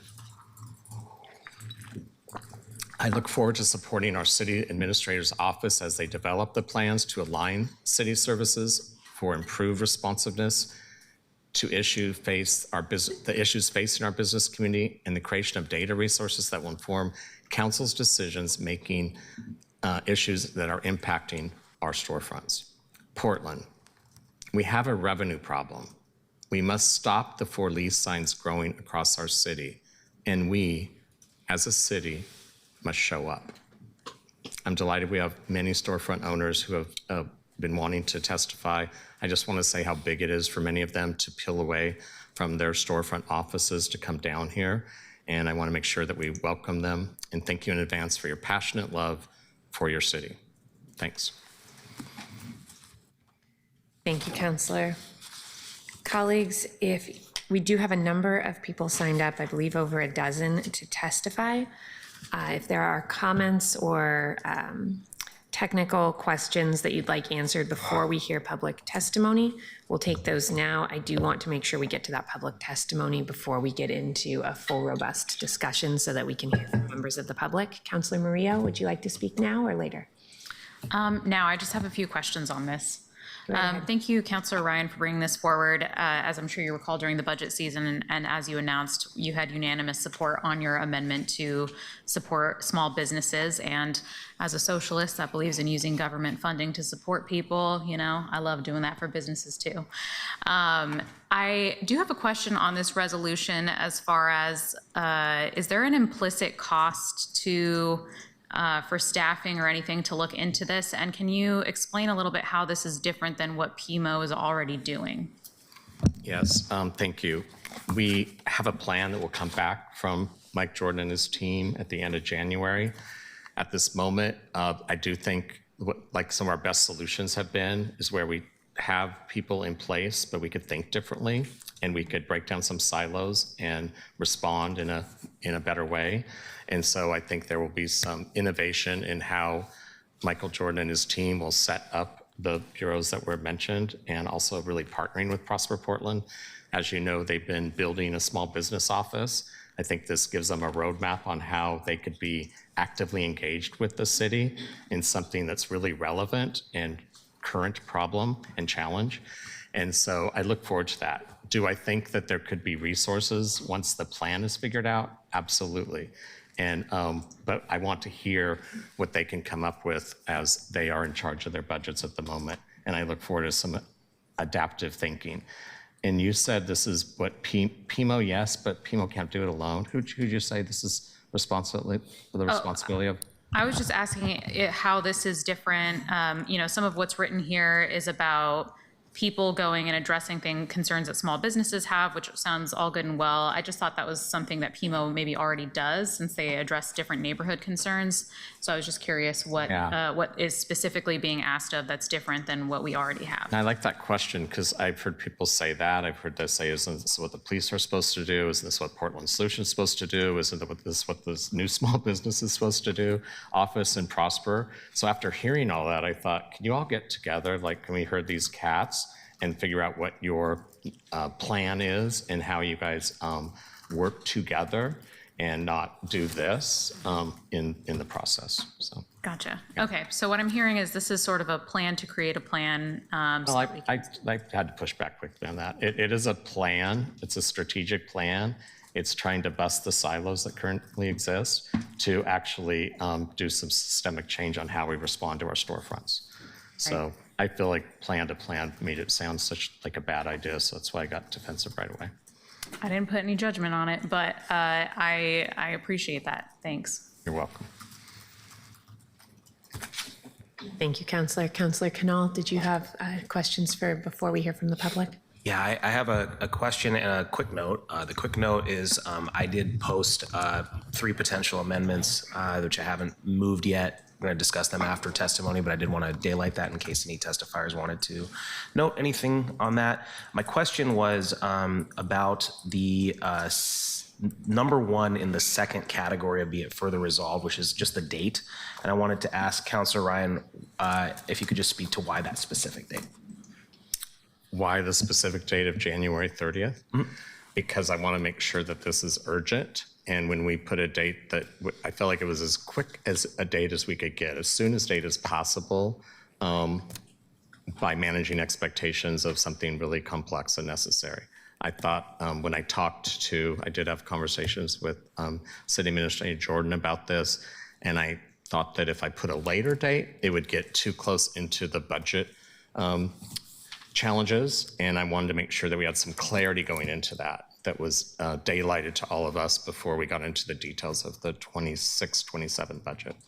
Thanks. You're welcome. Thank you, Councillor. Councillor Novick, do you have questions for this time? Yes, thank you, Madam President. Councillor Ryan, I appreciate the fact that you've got certain language which says that the city and Prosper don't have the current ability system or resources to do things you'd like to do.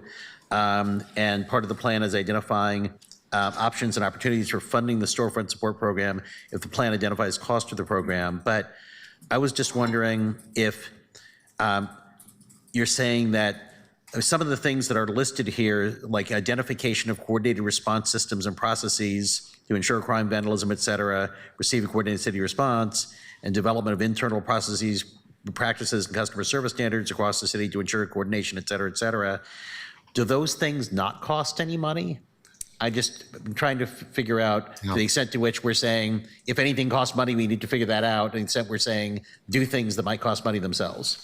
Yeah, good question. Big picture civics lessons. So with this legislative body, our job is to signal to the operations, which is all controlled over by those 2 boxes, and wanting them to focus on something. So this is, in my opinion, how we're supposed to move work in this new form of government.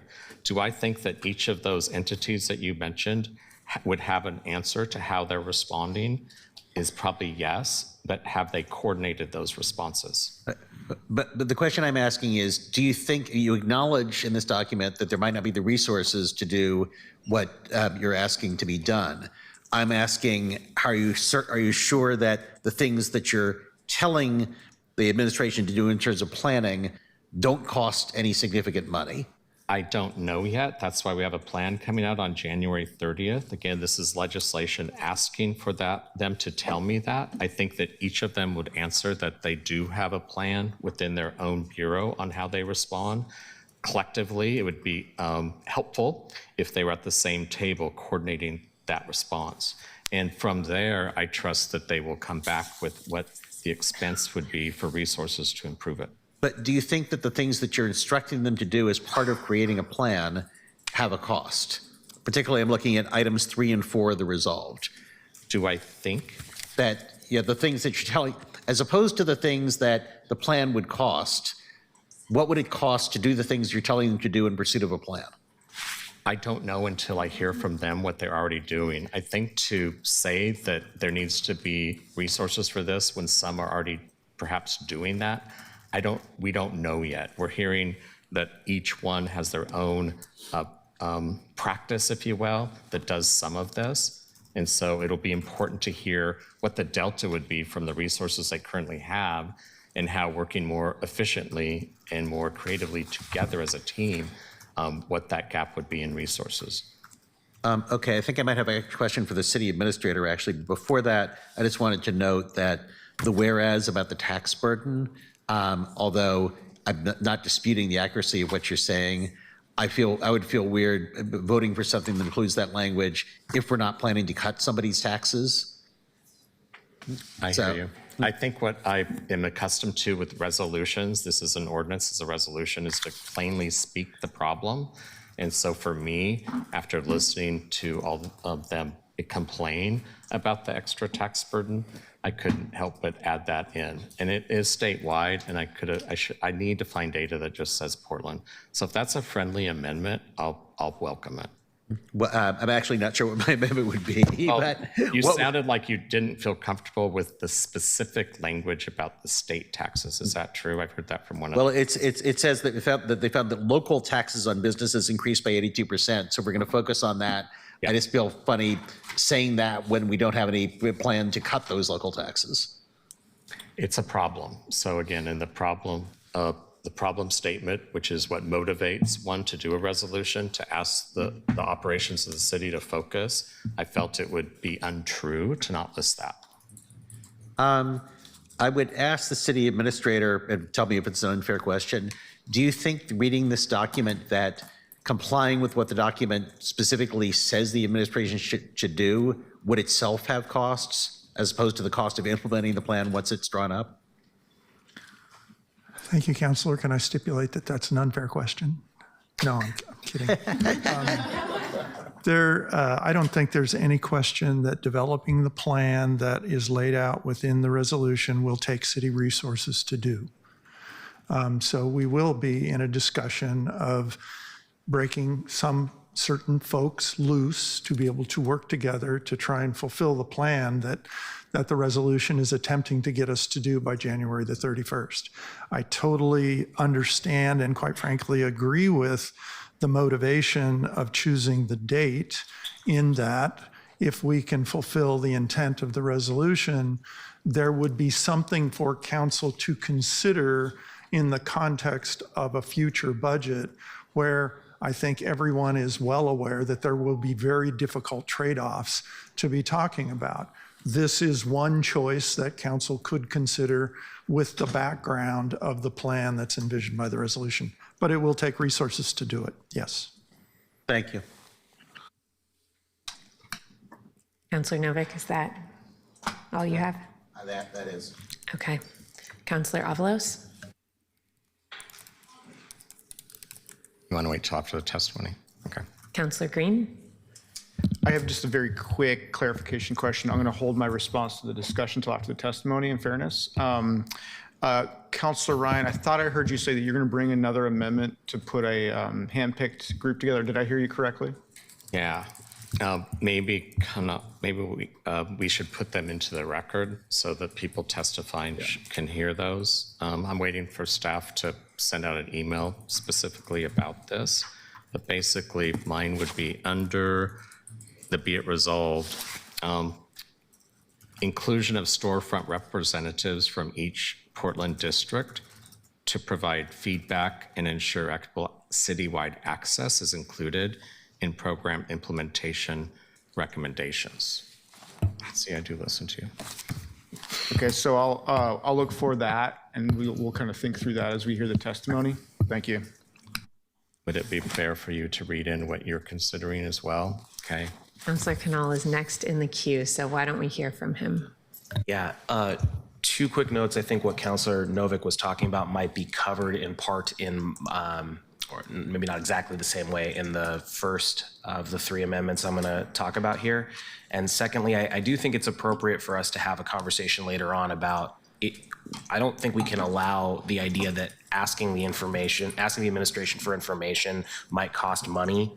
If that was a situation, we'd be doing everything through ordinance and adopting supplemental budgets for every ask for information. I think that's a little bit of a slippery slope. So just wanted to flag that.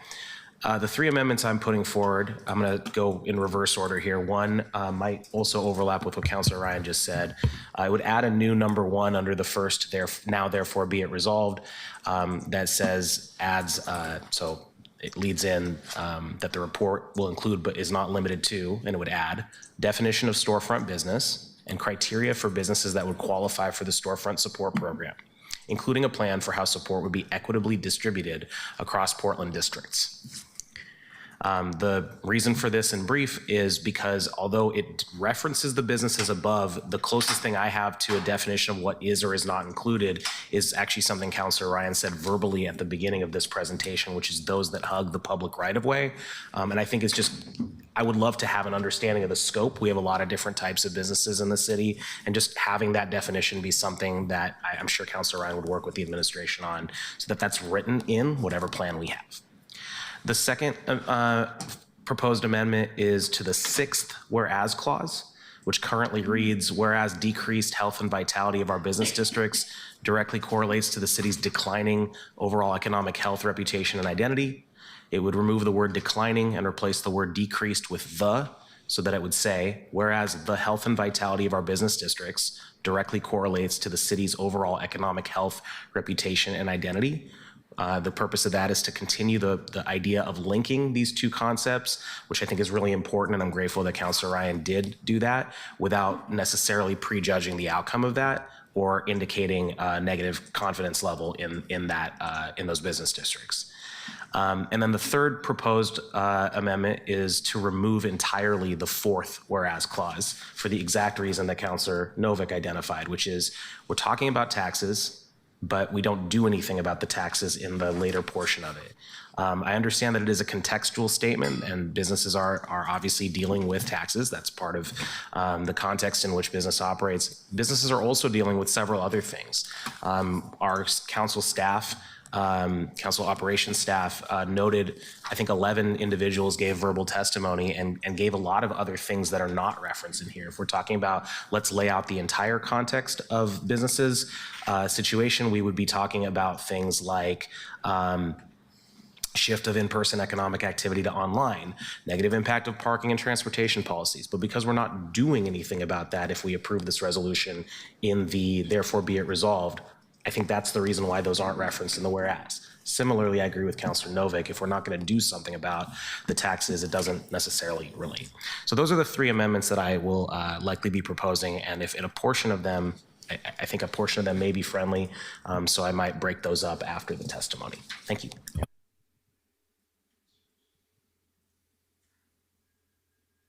Thank you, Councillor. Councillor Smith, do you have any questions for before we hear from the public? Yes, I have a question on whether or not I should add an amendment to this before or after testimony is when. If you have an amendment to propose, why don't you do so now so that members of the public who are testifying know everything that's on the table? Thank you. And since my colleague, Councillor Canal, took out 4, I have a provision for 5. And the provision of financial assistance, and let me give you the backdrop on this. I do have an e-council for the last couple of weeks, a ordinance that's called the Small Business Mediation and Crime Prevention Ordinance. And I was thinking there's a way that we can merge these two. And what that provision would say under number 5 would be provide a provision for financial assistance for small business storefronts covering operating costs related to security upgrades, crime prevention measures, recouping financial losses due to theft, vandalism, drug activity, human trafficking, homelessness, and resolving public safety incidents on adjacent properties adjacent to them. And where this came from, I had coffee with a cop, a monthly coffee with a cop, and the last month we talked about this in my office, in my district office, and there's a lot of conversation going on behind the bottle drop, and there's a lot of drug activity, there's a lot of criminal activity, theft, vandalism of houses and businesses that are taking place, and there is no fund at the city of Portland to be able to remediate any of these things. Now, there are funding sources at Prosper Portland, but as we said before, there are no economic development funds that we have specifically dealing with this kind of issue. And I think adding a friendly amendment and identifying funding that we can attach to this is a better opportunity to get this passed if we identify funding, and I'm looking for that right now, and I have some proposals to come up during the TAO. I want to just say thank you to my colleagues who have offered friendly amendments. I think it's important for those who testify to hear them. And I appreciate, Councilor Smith, that you acknowledged we did pass the repair grants, which gets to some of what you're speaking to, and you're asking it to go further. So I did hear that. Yes. I want to acknowledge Councilor Knoll and others who have added some friendly amendments before we get to the people who are here to testify. Thank you. You're welcome. Thank you, councilors. Councilor Murillo, did you have something additional? Yeah, I had two further questions. One question is, the amendment that we passed during budget season, was that not related to helping storefronts with some physical aspects? Like if they had a broken window, the city helps to fund those repairs? Okay, so we do have funds that exist to help businesses right now, and I believe Prosper Portland also has a grant program to help with some things like this. So there are repair grants and things that exist in the city, correct? We asked in our budget process, we put money back into that. 100K, I believe, is where we landed. It was higher at one point. It was higher. Yeah. Okay. Did it end at 150? I believe we ended at 100,000 to refill the storefront repair grant bucket, which runs through Prosper Portland. And as you noted, Councilor, is funding for various repairs or reimbursements after weather emergencies that small businesses in our city might need. Okay, so I guess, I just want to point out that we do have funds at the City of Portland to support small businesses, it sounds like, and I'm just putting that out there as we're talking about the budget deficit that we're facing and my constituents who had a loss of any rental service assistance who are ending up on our streets. So as we're balancing these priorities, I just want us to think about that because I voted in favor of the amendment to support small businesses during the budget cycle, and were other needs that were not addressed that many of our constituents are facing right now. And so if we can find a pot of money that I'm unaware of, then that's fantastic. I'm excited to learn about it. I wanted more clarity on your amendment to your proposal, Councilor Ryan, about this small group of selected business owners that would advise the city on business matters. Would this be specifically small businesses, and how would that be defined? And also, how is that different than what the Portland Metro Chamber already does for the city of Portland? It's quite different. So I think what matters is that we have their voice included in the development of this strategic plan that will offer better response times for storefronts. I think when you go around town and you meet the storefront owners, it's again, it's everybody. It's renters. It's people who own homes. It's people from every political category. And so I think it's important to have that style of person involved. Those that are actually facing the sidewalk, that have been dealing with the issues, not someone that's on the 10th floor of a building. It's quite different when you're experiencing that on the ground in our main streets and downtown. Yeah, I agree. But I thought the Portland Metro Chamber, they convened businesses and then gave us feedback on things already. Yeah, but it's not a monolithic world out there. So what I've noticed when I go around to the storefronts, I don't know the percentage that are members of the chamber. I'm sure some are, but many are not. Many of them are closer to the work of mobilizing within their own main streets. So St. John's has a community, Mississippi Street has a community. Yep. And so that's what I experience. And so I wanted to make sure that type of voice was at the table, as opposed to what I think is a more formalized group that you're mentioning. And how will the voices be selected? Well, that'll be fun. We will have to figure out how I will conduct, we'll start with the committee. And District 3 doesn't have anyone on the committee, and I'm aware of that. So you could probably help me with how we select somebody from District 3 with your 2 colleagues. Okay. The other folks are on the Arts and Economy Committee, so it's a little bit easier for me to figure that out, how to move it forward. Okay, thanks for that clarification. I just want to ensure that they were at the table. Oh. Thank you, Councillor. Councillor Ryan, I think you'll have a lot more questions after the public testimony. I'm just glad we're all engaged on this. But why don't we move to hearing from members of the public? Mr. Hare, thank you for being here today for that introduction for us. Keelan, could you please call up our first set of folks who are here to testify today? Yes, thank you. First up, we have Jonathan Jawade, followed by Stephen Lean, Stephen Cook, Karen Chire, and John Blumenauer. Please go ahead and state your name for the record and begin.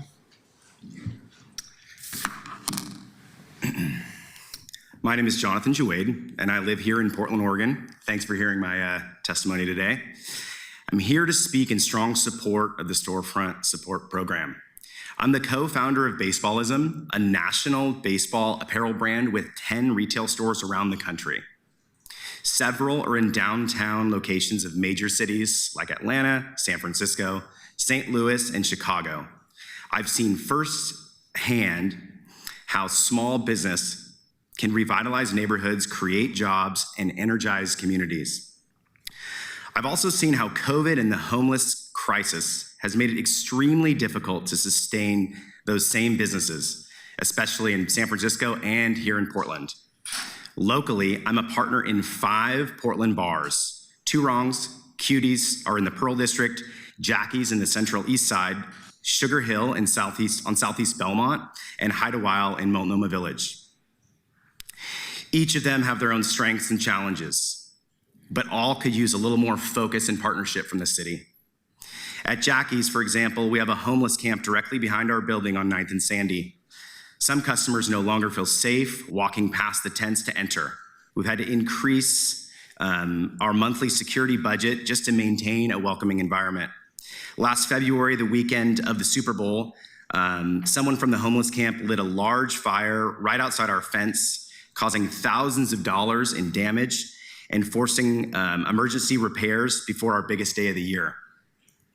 At Cutie's Bar, which we opened less than 2 years ago on 14th and Northwest Flanders, we've already experienced 4 break-ins. Each one is costly and disruptive.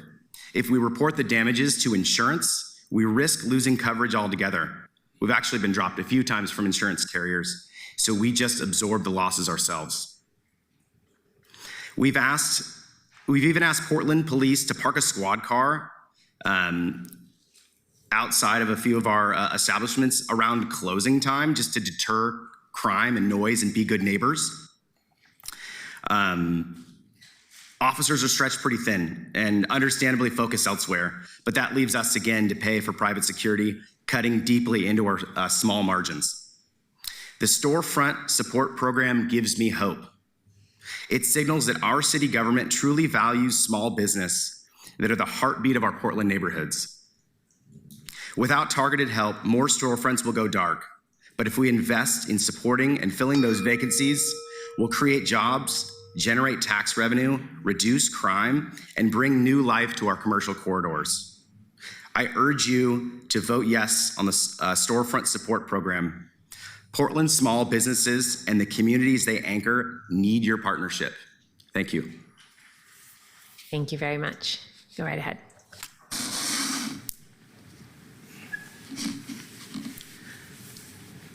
Good morning, councilors. I'm Stephen Lynn. I am the founder of Under You for Men retail stores. I live in District 2. I'm a member of the Clean and Safe Board. I'm also a member of Bricks Meat and Mortar. I'm one of the very, very few members of Portland Metro Chamber in the small business category. There's not many of us. And I have several decades of retail experience in downtown Portland. Some of you may know that I'm in the process of closing our downtown Portland store, 6,000 square foot store at Park in Washington. But I didn't give up on downtown Portland. I've recommitted to downtown by opening a new store that's going to carry on the legacy and be owned and operated by my employees at 10th and Morrison.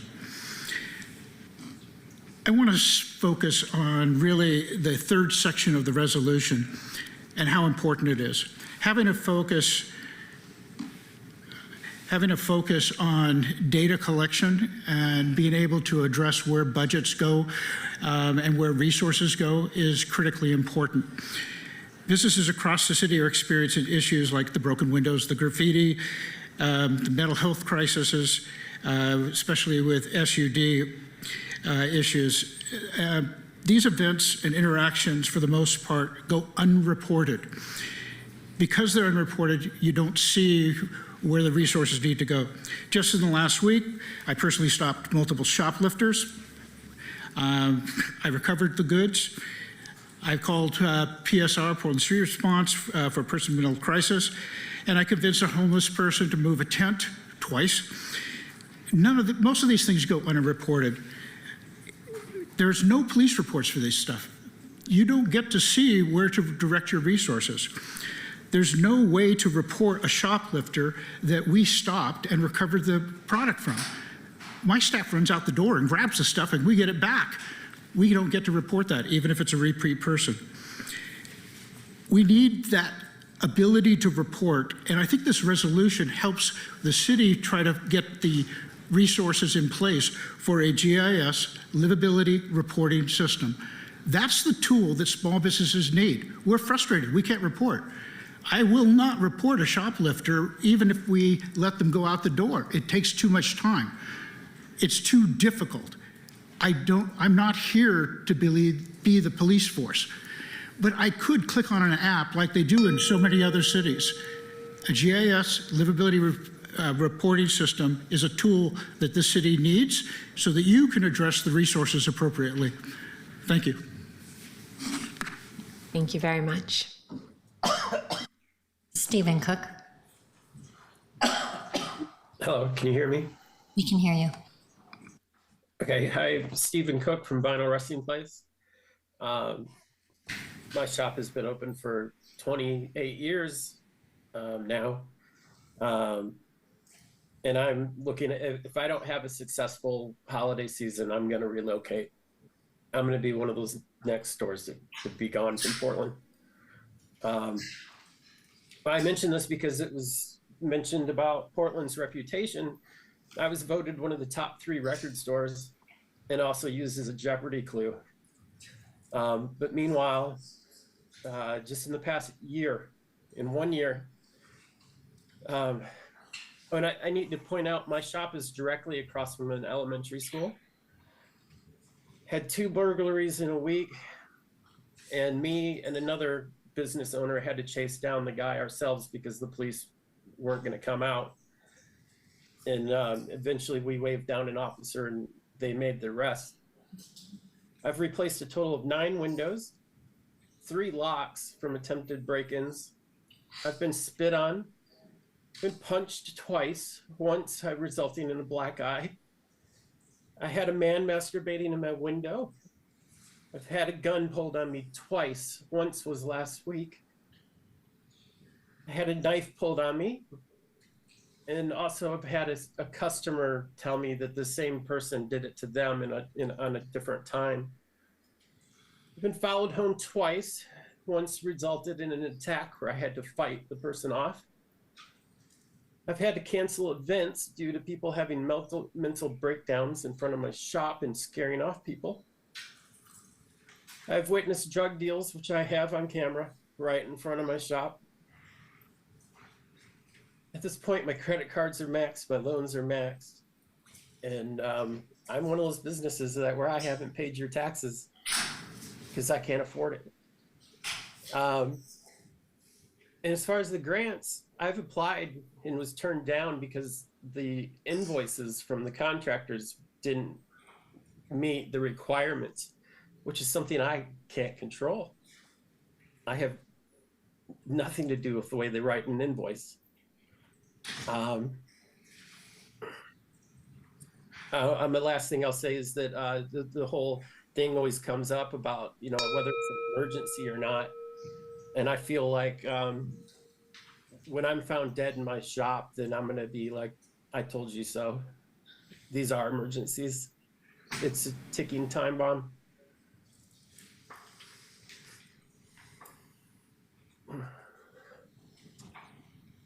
Thank you very much for sharing that experience with us and helping us see what's happening at your place of business. Karen Chire.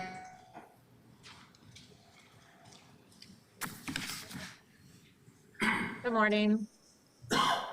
I could say ditto to everything that Stephen just said in regards to my business. My name's Karen Chire, owner of Stadium Superette, member of Stadium Hood, and I am in District 4. Yesterday, I spoke at the Homeless Committee meeting, and just soon after that, I went to my store to work some. And hello, am I still talking or no? You are. Somebody was inadvertently off mute, but please go ahead. Okay, sorry. I witnessed a shoplifter in my store, went to go get my item back, and he ended up assaulting me as he was leaving the store with my stolen item. I did call 911 and had to follow the man until police were able to catch up to us and arrest him. My arm now is injured. I have been icing it since last night, and I have his arraignment today, which I will be speaking at. But this is just like, it's seriously ongoing. And I think that this resolution, this committee is going to be super helpful for us. But I also feel like that we need more resources to apprehend these criminals that are walking around on our street. And I know the judicial system is not your guys' fault, but you have voices more important than our voices that potentially could be talking to the county and telling the county, and especially JVP, that she needs to step up her programs to help the community as well, because it's not all the city's fault. The county is responsible for these people, for the homeless, for the criminals, for the justice system. And we can't do it alone. You know, like I'm not a police officer, but to hell with these people coming into my store thinking that they could steal or damage or whatever and get away with it, because I won't let them get away with it. So, and I'm going to say it again to Councilor Ryan, I want to be involved in this program from the get-go. I will volunteer all my time, as much time as I can, to get this program up and running. But we need to save our businesses, because it's just going to get worse and worse and worse. So thank you for listening. Thank you very much for being here today. John. John Blumenauer. Good morning. I'm pleased to speak today in strong support of the Storefront Support Program. Thank you, Councilor Ryan, for your leadership on this issue, and for other councilors I've had a chance to meet recently to listen to the challenges that small businesses are facing across our city. For those I haven't met, my name's John Blumenauer, and I own The Joinery. For over 40 years, The Joinery has created handcrafted furniture that's here for good. Here for good is a reference to the exceptional quality and lifetime warranty on our furniture, and it's also a reference to our business practices. We operate with a deep commitment to our employees, to community engagement, and to environmental performance. And as a certified B Corp since 2010, we walk the walk. We are a model of responsible business. I've made a deep commitment to Portland, locating our manufacturing facility in the underserved community of St. John's and activating long vacant retail storefronts in the heart of the city, investing hundreds of thousands of dollars in the process in property improvements, which has added tremendous value. But we have paid a heavy price for that commitment. Our business has been devastated by the epidemics of homelessness, drug abuse, mental illness, and lawlessness, leading to a climate of fear that hurts our entire community. This has decimated our customer foot traffic, which is the lifeblood of our business. Over the most recent 5-year period, from 2020 to 2024, our foot traffic has dropped by 84%, an astronomical number compared to the previous 5-year period. That's 65,000 fewer customer visits. And there is a straight line from a massive drop in foot traffic to a massive drop in revenue to a massive drop in employment. We've lost over 35% of our jobs compared to pre-COVID levels. And our team that's still with us pays a heavy price. For the first time this year, I'm unable to give annual wage increases. And our entire team of skilled woodworkers, which make up over half of our team, are on the Oregon Work-Share program with their hours reduced by up to 50%. And yet they stick with us. More than half of our employees have been with us for at least 8 years, drawn by the purpose and meaning our work provides. They're here for more than a paycheck, but they need a paycheck too. The city's long-term instability causes stress, uncertainty, and significant financial burden. And while they've suffered, new duties have been added to respond to the daily reality of working in Portland. They must deal with and report campers, theft, and vandalism, drug use, drug overdoses, and drug deals, trespassing, threatening behavior from people brandishing weapons. They must manage the cleanup of drug paraphernalia, feces, urine, and vomit, and repair damage caused by vandalism and graffiti. These are not the jobs they signed up for. They spend time addressing these challenges, which detracts from running our business, and it frightens customers away. Thank you for your time. Thank you very much for being here. Next up, we have Albert Escobar, Tanya Hartnett, Justin Youngers, Bianca Youngers, and Lejeune Thorson.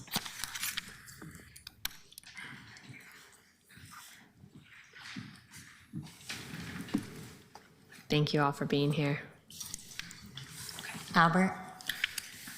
It's my father. Hey, George Escobar. My father owns Milo City Cafe in Northeast Broadway.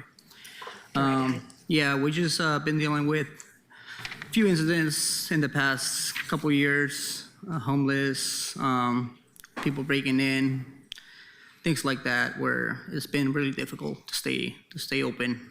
And we're just asking for help. Yeah, the thing is, I would like to know if we get the law, it can be a little more tough. Because the people break in my restaurant 5 times already. And I call the police department, and police show up, and I ask to the officer, and he told me if he caught who's inside the restaurant, it's going to be to 24 to 72 hours, and after that I had to release. And he said, so he make a mess. I had to pay for my pocket because the insurance cost me more money to fix it, whatever they do in my business. And I'm not talking for myself, it's all Broadway. Every single restaurant, every single business, they have the same problem. And my question is why the law can be a little more tough. They say it had to be some amount of money to be called crime. And I think it's not fair for business. And I hear you have $100,000 to replace glasses, door, or whatever vandalism. That money can use it more for make focus on the law. We use the money for hospital, police department, better salary, and they don't use the money for replace whatever they make a mess. And they will say, we need every single small business owner, we need help. Because a lot of people go in the restaurant, make a mess. And it is not fair. We need to survive our business. We want to Portland like I used to, peaceful, safe, and beautiful. Not anymore. And I know you can do it, guys. It's on your hands. You can do that better for every single one. It's the only thing what I can say. Thank you. Thank you. Good morning, councilors. My name is Tanya Hartnett. I am the Executive Director of Working Waterfront Coalition. Thank you, Councilor Ryan, for putting this important issue to the forefront.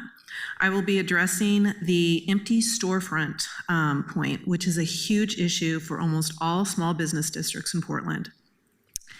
In the over 3 years of working as district manager for Venture Portland, I was able to see and hear firsthand the issues that empty storefronts have on the business districts.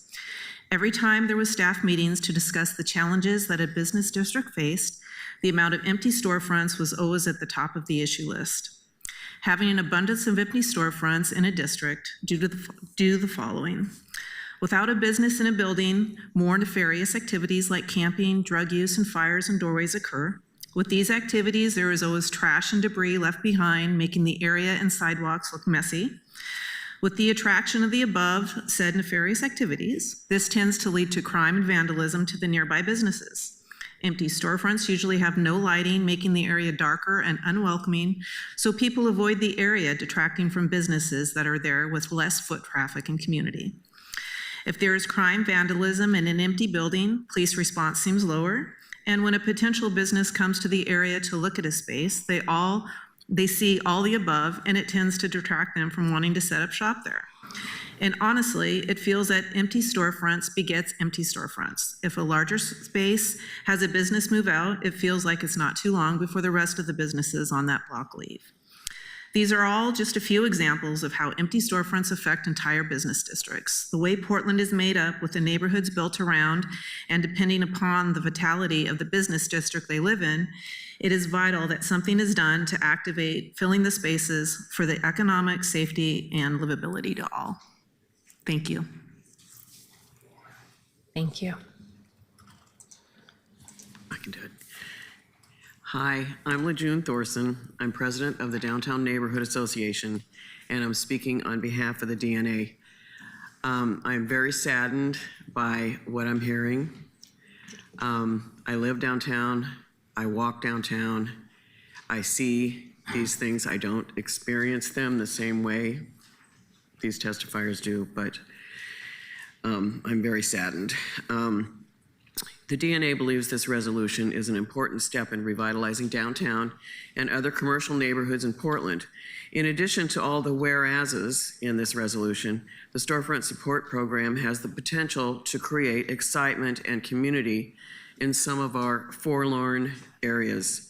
We appreciate that in number 8, be it resolved, you propose that community stakeholders are called upon to operationalize the plan elements. Thank you, Councilor Ryan, for including the community.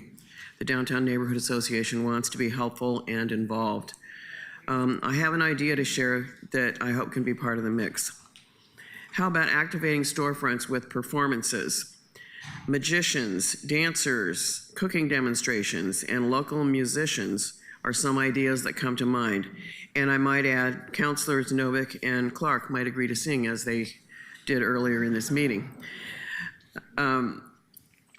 Remember all the funky jazz clubs and other clubs we used to have, like Jazz de Opus, Brasserie Montmartre, Jimmy Mac's, and the Candlelight Room? We can bring back that same kind of accessibility to local music. Since many of our local musicians have been priced out, providing a place to perform would be uplifting for everyone, a win-win. Please consider this suggestion, and please keep in mind the DNA wants to help. And in the meantime, support the small venues that still are here, like Wilf's and Kelly's Olympian, just to name a couple. Thank you for listening. Thank you very much. Okay, hi, good morning. My name is Justin Youngers. I'd like to thank Dan Ryan for bringing this resolution to the table. My wife Bianca and I opened Bink's Bar on Northeast Alberta Street in 2001. We've seen a lot of changes, but the security situation is worse now than it's ever been. Serious neighborhood issues, street parties, drinking and smoking on the street, booming music, drunken street racing, domestic violence, sexual assaults, arguing, flashing guns, and sometimes shooting them, harassing, intimidating, scaring off our patrons, hospitalizing our patrons multiple times. And these troublemakers are not our customers. They are just people on the street. It's just a scene in the neighborhood on a Friday and Saturday night. My bartenders have been punched, spit on, robbed at gunpoint, called every name in the book, trying to control the scene. It's scary for me and my staff because the helpers themselves are getting stabbed to death.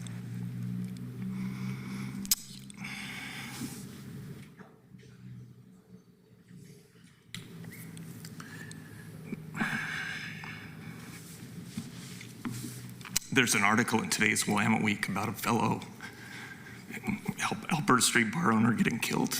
Talmadge Ellis, trying to help down at Dawson Park.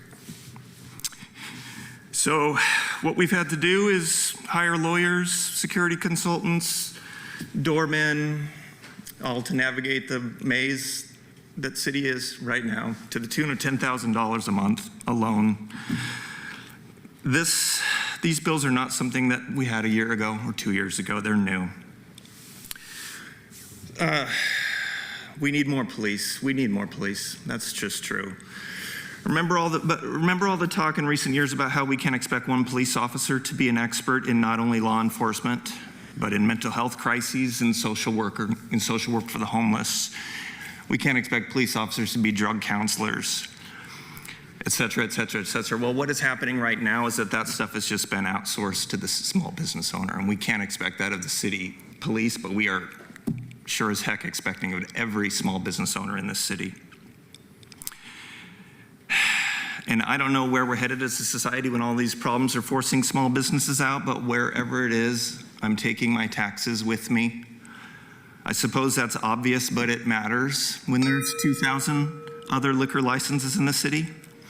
And unless something actually changes here, the tidal wave of businesses leaving will continue until there are only those who can't leave. All the things we're doing, like spending that money, I want you to know that I can't do them permanently. It's just not worth it. Small businesses need help. I'm doing these things temporarily because I believe that the city will get its head screwed on straight. I want to be part of the rebirth of this city, and I'm doing them because I don't want to leave Portland worse off than when I found it. We need to make safety and security a priority. We had a brawl inside the bar recently. A group that terrorizes us came in. I didn't even serve them, and they came in, and I showed the footage of an attempted murder to the police and got no response. So after that, I don't want to hear that I know there's... this is important, but we do need you to wrap up. I'm sorry. Okay, I just want to know that the city cares. That's what this is about. Show us you care, please. Thank you, Dan. Thank you. Good morning, City Council members. My name is Bianca Youngers. My husband and I have banks on Alberta. We've had it for 25 years. We've raised our 3 children here. We've built deep roots. We've poured everything we have into this city. And I'm here today because of the first time in a long time, I feel a small ray of hope in Councilman Dan Ryan. And his proposal gives me a reason to believe that change is still possible. So please, please consider this. We have to pass this program. And I have to be honest, I have never felt so unsafe in this city. A few months ago at our bar, there's a group of people that will descend. We have to shut down all the time, 45 people. 2 women in the group started breaking glass in our bar, stabbing each other. Our bartender called us. We pulled up the security cameras live. She was screaming. Blood splattered on the security cameras. The police came, no name was taken, no report, no accountability, and it's not an isolated incident. We've had people that have been 86, they come back with guns in hand, standing a foot off of our sidewalk for hours every single weekend. Every single weekend. Our staff is terrified. We've endured break-ins, vandalism. We've been held up by gunpoint. And it feels like no one is coming. What is going to happen? How is this acceptable? We need more trained police officers. We need them, like a ton. We are small business owners. We are the heartbeat of Portland, and we are hanging on by a thread. And at the same time, I am trying to grow my art business, something that brings me joy and hope. I spent months trying to lease a studio downtown, and it's unbelievably affordable. 75 cents, $1 a square foot, and everyone said the same thing to me. I tried to bring other artists on. No, it's too dangerous. We're not going to do it. And landlords were begging us to sign in. I finally took a space, and within weeks, all I see is the coffee shop leaving. Everybody's leaving. I'm like, where are you going? We're leaving Portland. We're out of here. And Councilman Ryan has shown us that he's willing to ask, and I am begging for that same urgency and courage from all of you. This isn't abstract. This is seriously life or death for our employees, for our customers, for my family. If my husband or one of our bartenders ends up killed, or a customer, who is going to be accountable for this? For the first time, we are seriously talking about leaving Portland, selling the building we own, a legacy we have hoped to pass to our children. But at this point, I don't even know if we could sell it. I mean, nobody can sell commercial property right now. It's ridiculous. This is not politics. This is an emergency. We are out of time. We needed help yesterday. You have to pass this program. You have to stop giving us cards, giving us lip service, telling us that, I'm sorry, ICE is here. We need help, or we are going to die. Thank you.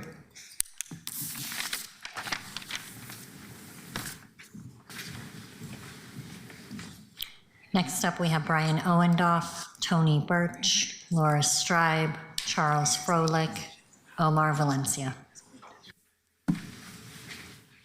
Councilors, Dan Ryan, thank you so much for your leadership on this. I'm Brian Owendoff, live and work in District 4, very heavily involved in retail in downtown Portland since 2008. In 2019, Portland had one of the lowest retail vacancies in the nation, just at 2.9%. Today, the figure has climbed to 8%, the highest vacancy rate of any submarket in the greater Portland area, per data from CoStar. This sharp rise in vacancies is driven by multiple challenges. Office occupancy is still just 59% of pre-pandemic levels. Tourism has not fully recovered. Ongoing safety concerns and open drug use continue to deter both visitors and potential tenants. We just heard from several people, real life situations. While it's encouraging the downtown Portland clean and safe, reported record post-pandemic foot traffic this summer, the number of office workers downtown remains significantly lower than pre-pandemic levels. From January through August, foot traffic downtown was just 70% of pre-pandemic levels. Fewer office workers means fewer customers for downtown retailers and restaurants are all feeling the squeeze. If we want to revitalize Portland's economy, we must start at street level. Welcome, active, and safe storefronts are essential to rebuilding community, restoring pride, and creating vibrant public spaces. Portland needs a bold, coordinated, strategic plan. Incentivize return to office, even on a hybrid basis. Support small businesses and retail tenants with resources and flexibility. Invest in public safety, cleanliness, and vibrancy downtown. We simply don't have enough police. In the private sector, we are spending tons on private security, and if it went away, it's the equivalent to losing almost 200 officers. Reimagine urban planning around the new reality of hybrid work. Create living wage jobs. We don't have a housing crisis in this city. We have a crisis of not having enough jobs to afford to live here. We have 25,000 vacant apartment units right now in Portland. This is not a temporary dip we're facing, potentially permanent structural shifts in our downtown economy. Without decisive action, we risk a smaller, less dynamic urban core. That's why I fully support this resolution to develop a storefront activation program. It's a critical first step in what must be a long-term commitment effort to revitalize our urban core. There is not a thriving region in this country with a dead or dying downtown. Let's ensure Portland isn't the exception. Thank you for your time, leadership, and service. I'm ready and willing to assist however I can, creating real, lasting solutions to drive Portland's economic comeback. Thank you. Thank you very much. Good morning. My name is Charles Froelich. I own and run Froelich Gallery on Northwest Davis Street at the corner of Northwest Broadway in District 4, and I live in District 3. I opened my gallery in 1995, and this month is my 30th anniversary. Please vote on Councilor Ryan's storefront support proposal. I support it wholeheartedly. I hope you will enact it with thorough and expedited urgency. My gallery is a commercial for-profit business whose operating budget is entirely covered by art sales revenue, not grants. My business has always been located in downtown Portland.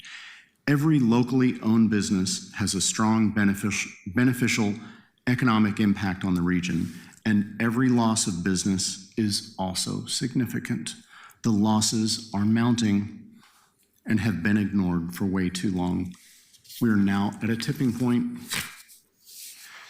People can go anywhere to find a chain restaurant or retail. Locally owned businesses used to be the main attraction for Portland, but these days they are a rarity.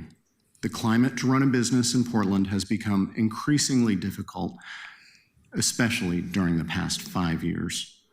Please ask the locally owned businesses what they need to help bring activity, vibrancy, and commerce back, and make it happen. I've got a long list of constructive ideas to share, so please keep me posted. Number one on the list is safety downtown. When storefronts prosper, they invest and reinvest in the community. City Council can and must improve the business climate, or it will continue to decline. We must work together to support the local businesses. They're the backbone of our regional economy. Special request to the mayor, City Council, PBOT administrator, please reduce the parking rates. The recent increases did the opposite of supporting downtown business, and they discourage people from visiting. I'm grateful to have had my business here for 30 years, and I want to keep my business in Portland, but I'm seriously considering moving it out of Multnomah County. I live in District 3, and I want to continue living there, but it will be difficult if the city, county, and state do not return to a balanced course of common sense policies that foster a healthy business environment. Thank you. Thank you very much for sharing your story. All right. Hello, Council. It's great to see you all today. While I fully support the intention behind this resolution to help our storefront businesses thrive, I am concerned that we may be recreating systems that we have just built. The city just launched the Office of Small Business within Prosper Portland at the start of this fiscal year. Its mission is to serve as the central entry point for small businesses and coordinate citywide support. So I'm asking, how are we going to allocate these resources and these new systems in a program that sounds like just what we stood up? Taking point 3 of the resolution, it describes almost exactly what we have going through PMO meetings, which happen every other week. These have been some of the most efficient and coordinated safety systems that we have so far. We had our North Portland meeting just this Monday, where we talked about crime, camping, graffiti, and vandalism. Our PMO team is very responsive in coordinating between PBOT and all the different systems. We absolutely need more support here. Just this week, we've had a string of armed robberies on Lombard for our local bars. Instead of duplicating our efforts between the different silos, let's work on strengthening and scale what is working. If Prosper or the Office of Small Business is missing capacity, then let's be clear about what is needed and resource them properly. I serve as the Business Association president for the St. John's Boosters. You got to hear a couple of our local St. John's businesses today as well. We have about 20% of our storefronts are empty. We have entrepreneurs that are ready to activate these storefront businesses, but our current grant programs are very narrow in scope and do not fit the needs of businesses that want to be starting. The reality is the rent is too high for these businesses, these storefronts that have been empty for up to 5 or more years. Our landlords are sitting vacant on these properties and reaping a benefit of a tax write-off instead of activating our storefront spaces. In St. John's, we are doing our best to hold on to the little momentum we have, but our historic downtown is struggling, as you've already heard, and that ripples into our wider economy. We have our lovely St. John's Bridge that everyone comes to see. We have a private university that people from all over the country want to send their children to, so we need to make our spaces safe so that we can invest and keep building different aspects of our economy. One example of wanting to start a business, the boosters have a concept ready to go, a retail and information center, co-working event space, and business incubator. Because we are not an LLC or a 501c3, we don't qualify for specific grants that have an extremely narrow focus. There's money there, there's just not people, there's not the space to activate it. These vacancies that we have don't just represent a lost opportunity, they're depleting our community and taking away the eyes, energy, and vibrancy that we have to make our business districts feel safe and alive.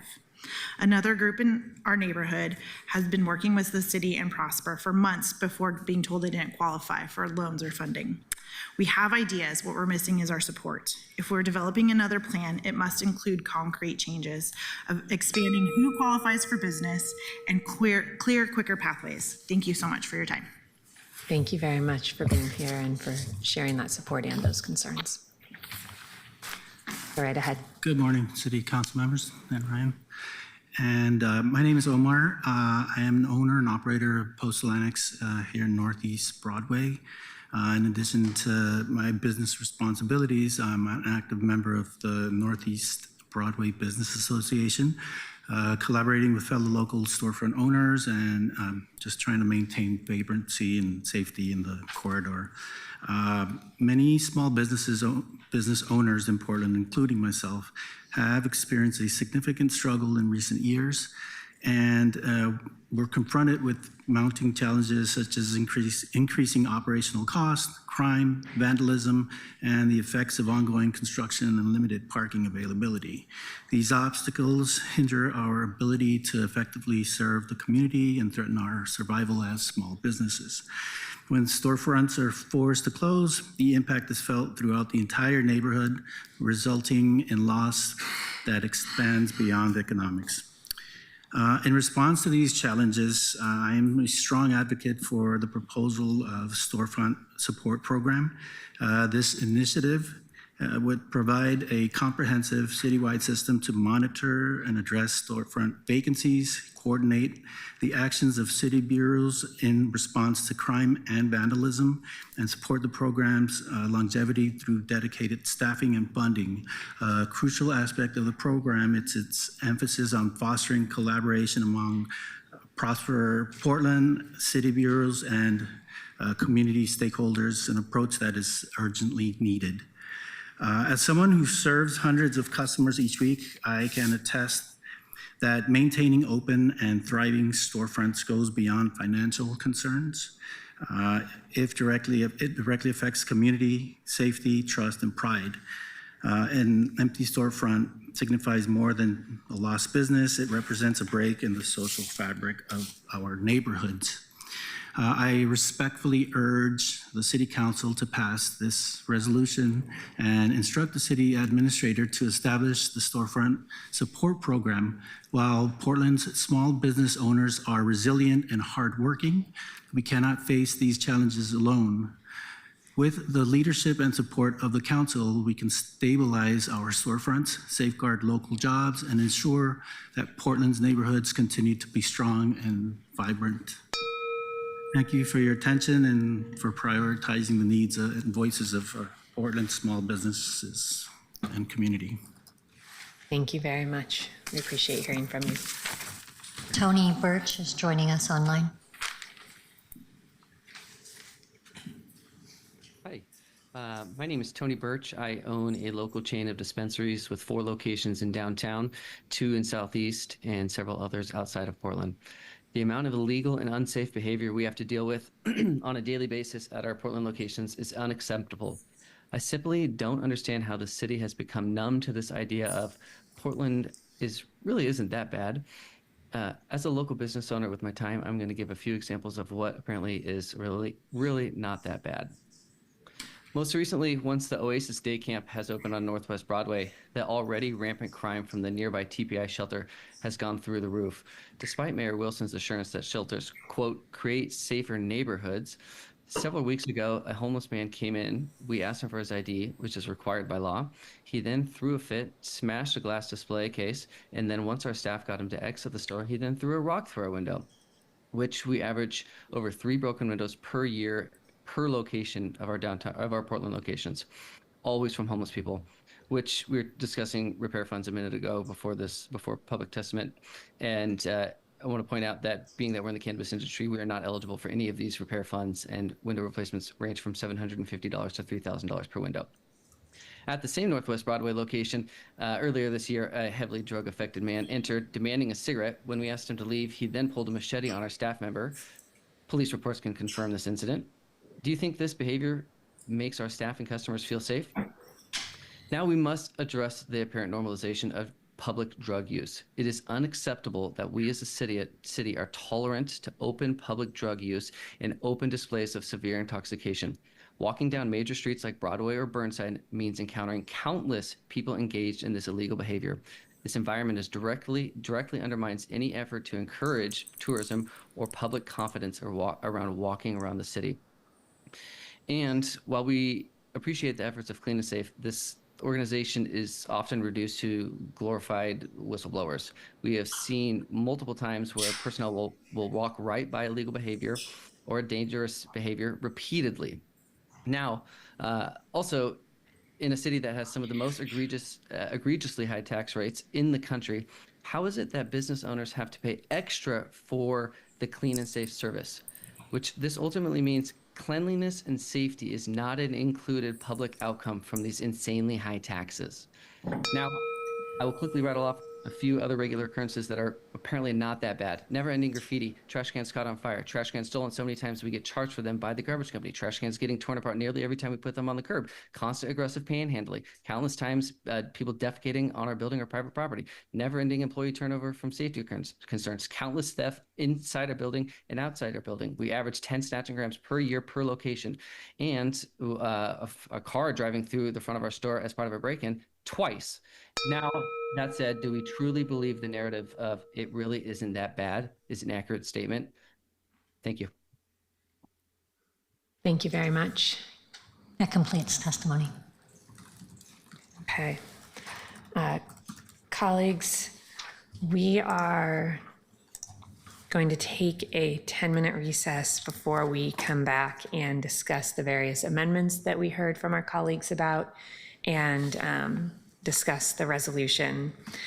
I want to make a quick announcement about the rest of the meeting before we go into a recess. Agenda item 12 is going to be carried over to a later meeting. There is nothing wrong with the agenda item. There is no work to do on it. It's not being sent back to committee.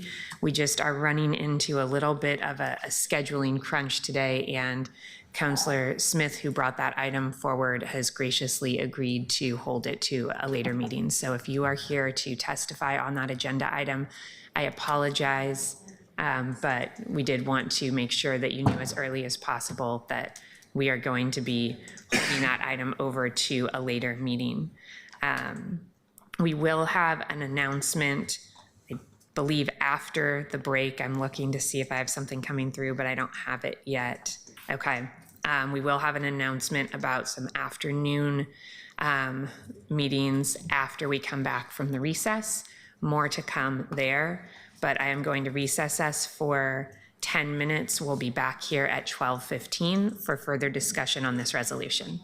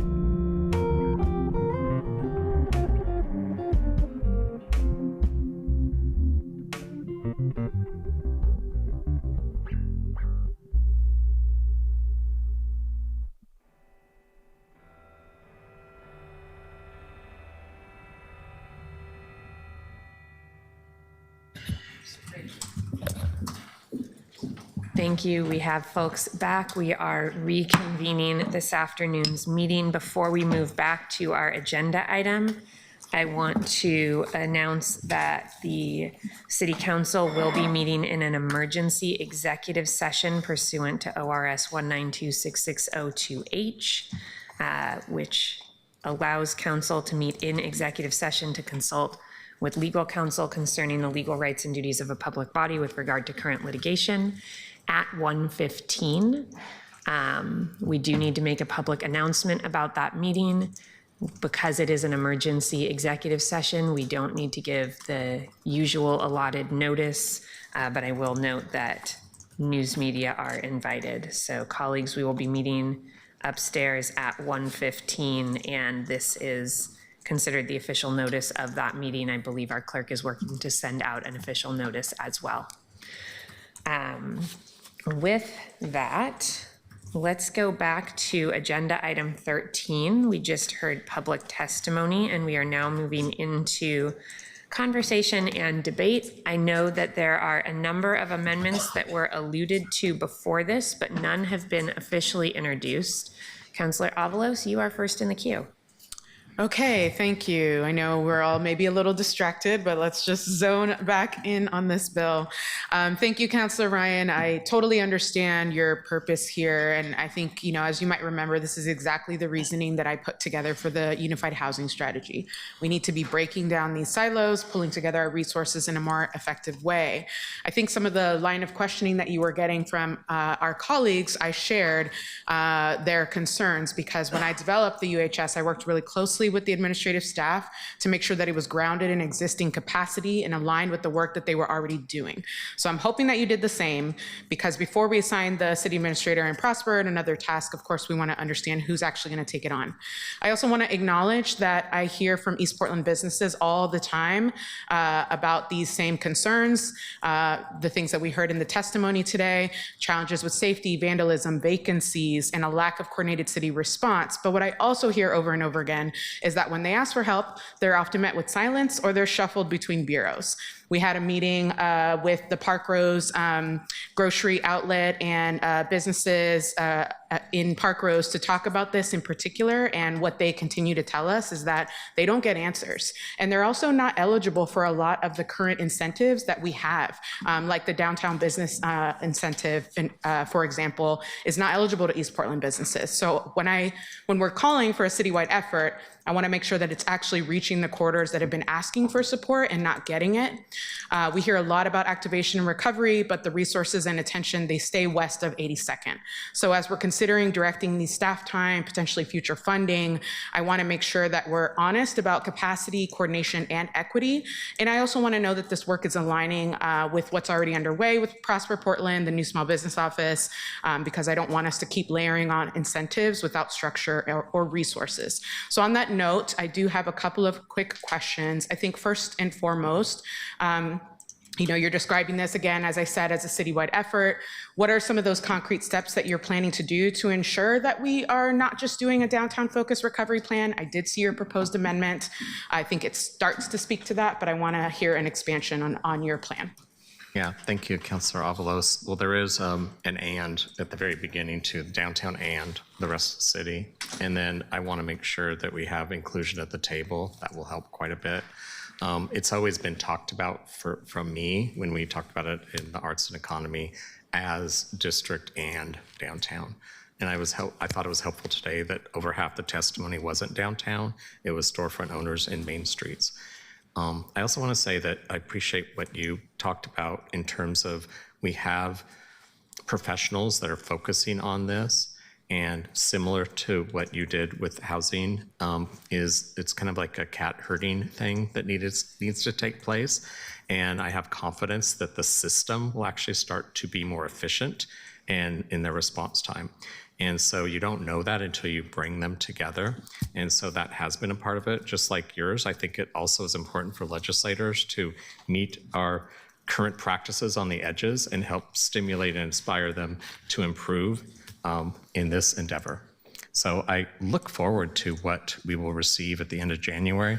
I think that will be a very lively round 2 responses from this council. And I hope we all remember that this is getting the party started, and then we'll have a chance to give feedback after we receive the report. Councilor Dunphy's on. Oh, actually, we have 2 members of Arts and Economy. Sorry, to both of you, Councilor Smith and Councilor Dunphy. So you have 2 colleagues on the committee that you can collaborate with to pick what you think would be your ideal storefront out in District 1. Thank you. Yeah, I understand what you're saying as it relates to this helps to bring people to the table, but I'll continue to enumerate. I would like to get clarity on how if Prosper staff, the staff at any bureau that this touches, has actually been consulted and worked into the plan, because that's the work that we did for UHS. Okay. That's been going on since the budget process back in May, and we'll continue to do that. And more importantly, city administrator will then bring them together. So.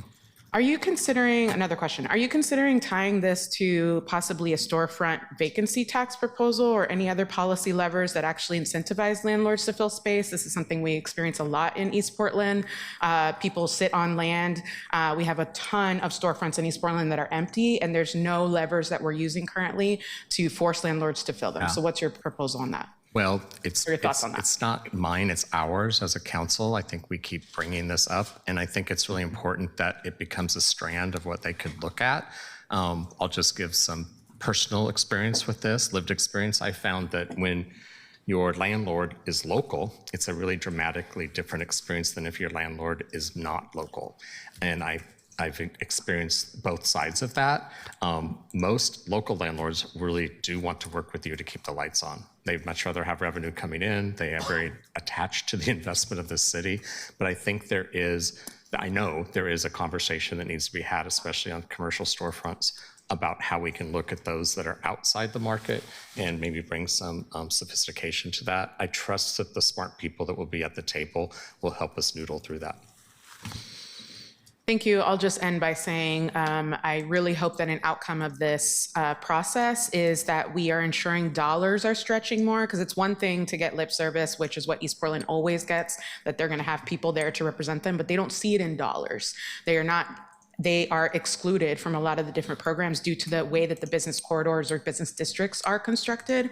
So that is a huge priority for me, because at the end of the day, what small businesses need is infrastructure money, helping them, board up their or fix their windows. So I'd like that to be reflected in the final proposal. Thank you. And earlier I used the word 100. I meant it's 1 million that is in that fund that was mentioned earlier. Yeah. Thank you, Councilor. Councilor Canal. Thank you, Madam President. I'm going to formally make the first of the motions now to amend the document. I want to note that I am reading Councilor Ryan's amendment and which I'm not moving it at this moment because it's his to move, but it does talk about inclusion of a storefront representative from each Portland district to provide feedback and ensure equitable citywide access is included in program implementation recommendations. I had in one of my amendments. You just read mine. Yeah, I'm reading that for context, for reference. I had a portion of this that referred to equitable citywide access that I am not going to put into this part because I think Councilor Ryan's will cover that. So I just want to note that. And so it's a little different than how I read it before. I'll update the clerk's office with the 3 words I think I'm changing here. Too many things. It would add a new number 1 under the first, now therefore be it resolved, that says 1, definition of quote, storefront business, end quote, and criteria for businesses that would qualify for the storefront support program, including a plan for how support would be distributed across Portland districts. And again, that's 1 word difference. It's just the word equitably for the clerk. And that's because I believe it'll be in this other place where I think it's slightly more appropriate, just given the topical area. And I would ask if that would be considered friendly by Councilor Ryan. Can you read it one more time, yours? Yeah. I was merging them already. Sure, and we could merge it, but it's definition of storefront business and criteria for businesses that would qualify for the storefront support program, including a plan for how support would be distributed across Portland districts. I'm getting there with this being friendly, but I get to ask you a question. Please. So I thought it was pretty clear that it's those that are facing like the public right of way. I'm also looking over to you, City Administrator Michael Jordan, if maybe it would be really smart at one of the first meetings when all these smart people come together to spend time on getting clear on that definition. And if there's a different definition, that would be helpful. And so I'm trying not to be too micro on this because, again, it's a resolution asking for a plan. So based on this conversation, do you still like what you wrote? Yeah, yes, and the reason is because I think in order to ensure that that conversation happens, what the purpose of this is to get a scope, right? And I'll give a couple specific examples. I got you. The question is a 4th floor business treated the same way as a ground floor business? A business that might be business to business versus public facing, and I think most importantly, an owner of a building, a commercial building that's renting to a business.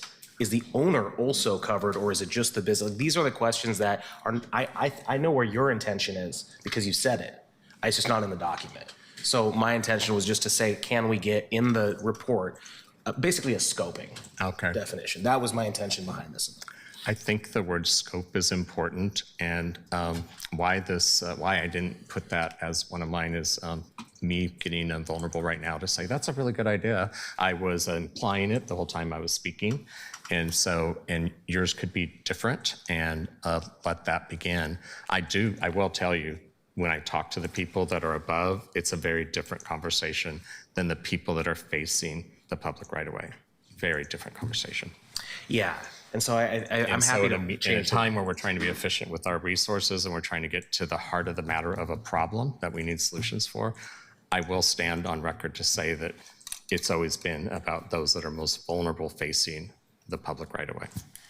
Would it be helpful instead to replace criteria for businesses that would qualify with and scope?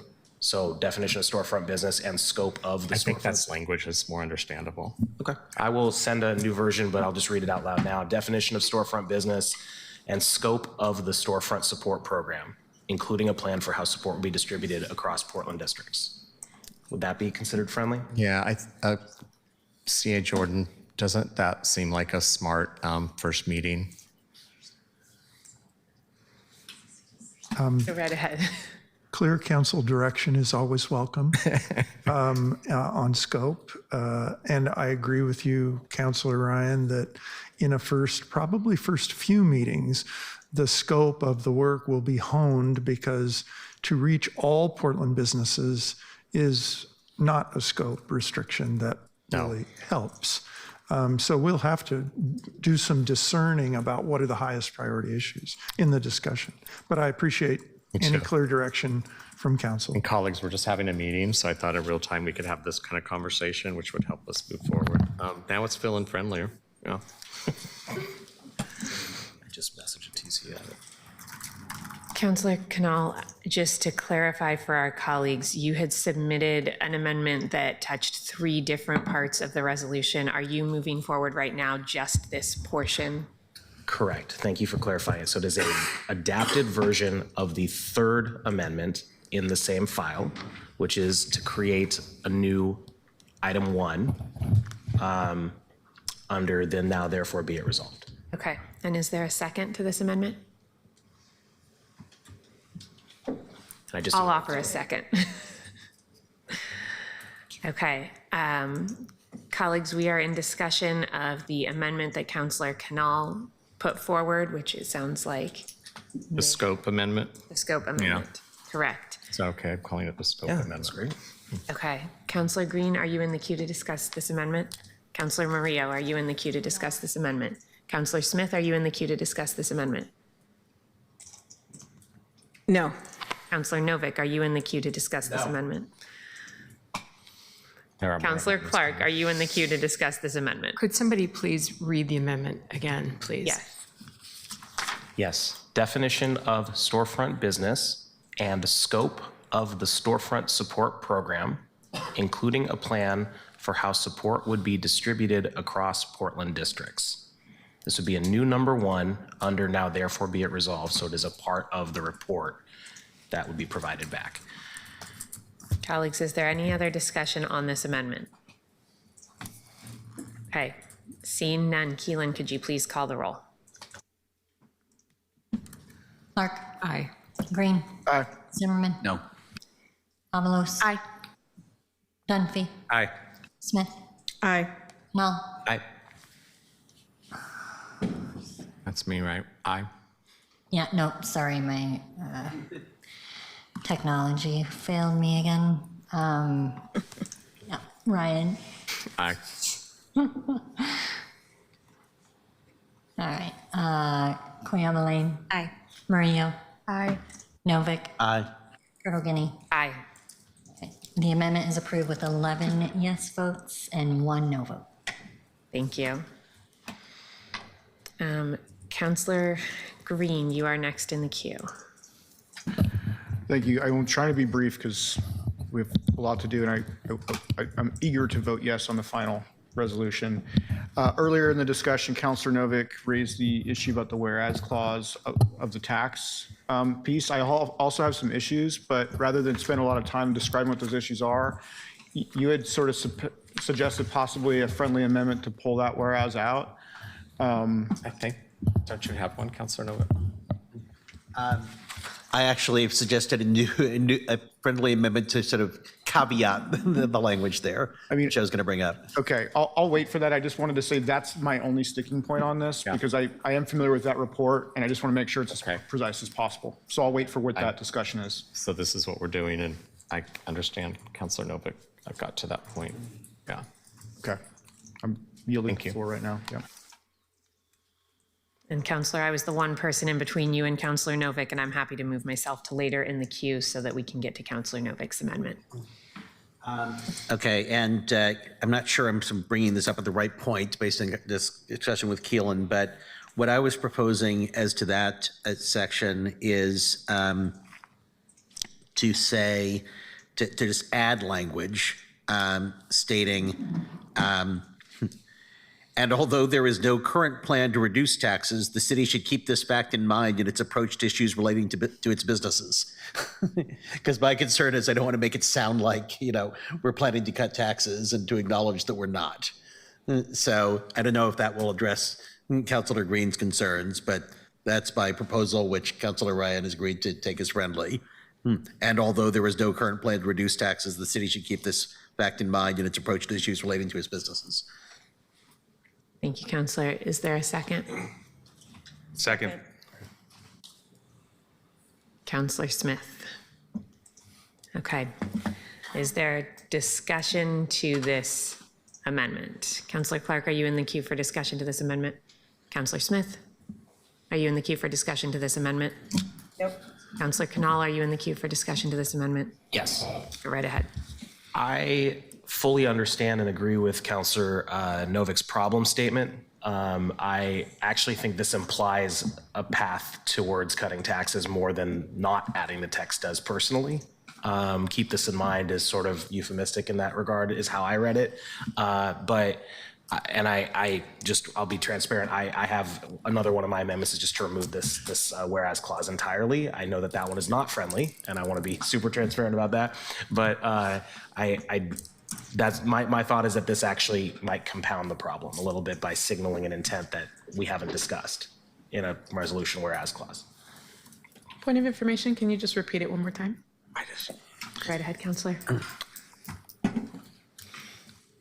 It would be to add to the end of the tax burden paragraph, and although there is no current plan to reduce taxes, the city should keep this fact in mind in its approach to issues relating to its businesses. Thank you, Counselor. Colleagues, I'm next in the queue to speak to this. I have concerns with this whereas clause broadly. I believe that the period of time that this report captured included the creation of the corporate activities tax, which has significant impact on a small number of businesses, and I don't want to diminish that impact on those businesses. But I find that suggesting this tax increase out of context when it is a tax increase that did not hit most storefront businesses in that type of way is difficult for me to include in this report. I think that there's a lot of context missing for this number generally, and I'm uncomfortable using this number to justify either further tax cuts or work that we may do here. I'm interested to hear more about the potential removal, but I don't think I can support the amendment at hand. Can I just say something? Because what doesn't feel friendly about this is that there's nothing that I was thinking about that this was going to be a cut in taxes. What I was stating in a resolution, you state the problem. And I haven't met one small business owner or one storefront business that hasn't said that the addition of new taxes has been quite a burden. So I was just trying to lift it in the problem statement because I was trained that's what you do when you put out a resolution. I'm kind of surprised that it's poking people, that it's signaling like I'm trying to do some, I don't know, cutting of taxes in that problem statement, but I could tell that's how it landed. So I'm just sitting here confused on why you have a problem with that fact. Thank you, Counselor. I'm not sure if that was... You diagnosed it a bit more because it was going on the state level. So, yeah. And I want to be clear, my problem is not around whether this leads to tax cuts or not. It is in using data that I think is out of context. And that's fair. If we wanted to talk about the tax burden without the value proposition that I know we've both talked about hearing from businesses, I'd be open to that. But the way that this is worded and the time period that report refers to is difficult for me to support. Councillor Green? Yeah, I just wanted to clarify that I think it's actually appropriate to lay out all of the pieces of information that have led to the context of why you're introducing something. So I hear you, Councilor Ryan.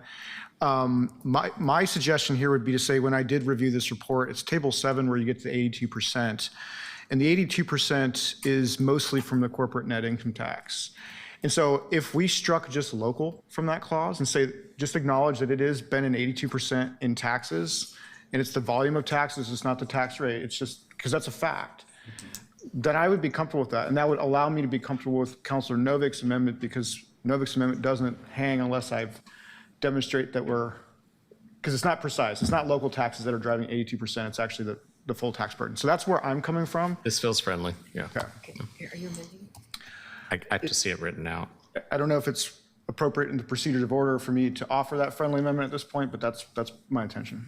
So, Councillor, we are in debate of Councillor Novik's amendment. So if you are offering a change to Counselor Novik's amendment, it would be appropriate. If you are offering a change to the underlying language, that would not be appropriate. I would offer a change to Councilor Novik's amendment to be expansive of just striking local in the broader whereas clause. Counselor Novik, how do you feel about that? Friendly to you? I'm fine with it, except that my proposed amendment just adds additional language. It doesn't address the previous language. I just want to know if procedurally something that addresses the existing language as opposed to adds to it actually fits with my amendment. But your amendment says the facts stand or something to that effect. It just says and, but it adds an and clause at the very end of this whereas. So it doesn't affect the existing language in the whereas, and this yours does.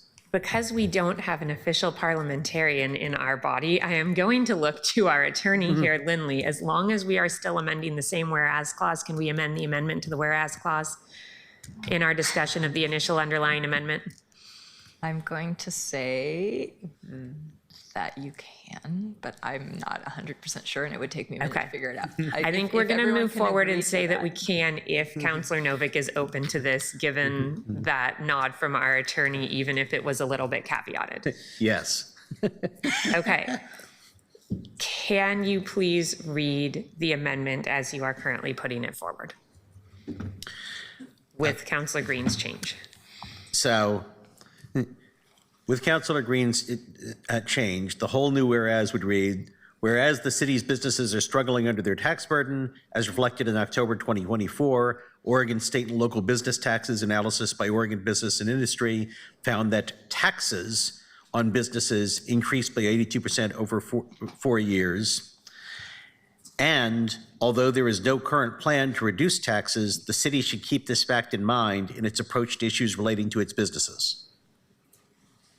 Okay, that is the amendment now before us, I believe, but your second was Counselor Smith, so let's make sure we still have a second there with this change. Yes. Still good? Okay. Counselor Murillo, were you next in the queue? Yep. Go right ahead. I just think this is too clunky, and I think I would prefer Counselor Canal's amendment to just remove it entirely. Thank you, Counselor. Counselor Canal? Yeah, I have no issue with Counselor Green's addition or change there. And just to clarify for Counselor Ryan, my point was not that the original version of it would imply anything, but that the addition by Counselor Novik would imply that. So it wasn't about the original text, or I have a separate concern with that. So I will be voting no on this for the reason that Counselor Murillo just said. I think it's gotten clunkier, and I do think that this addition of text implies we're going to do something that we haven't debated, we haven't discussed doing. On the amendment, I'll be voting no. Thanks. Thank you, Counselor. Counselor Novik?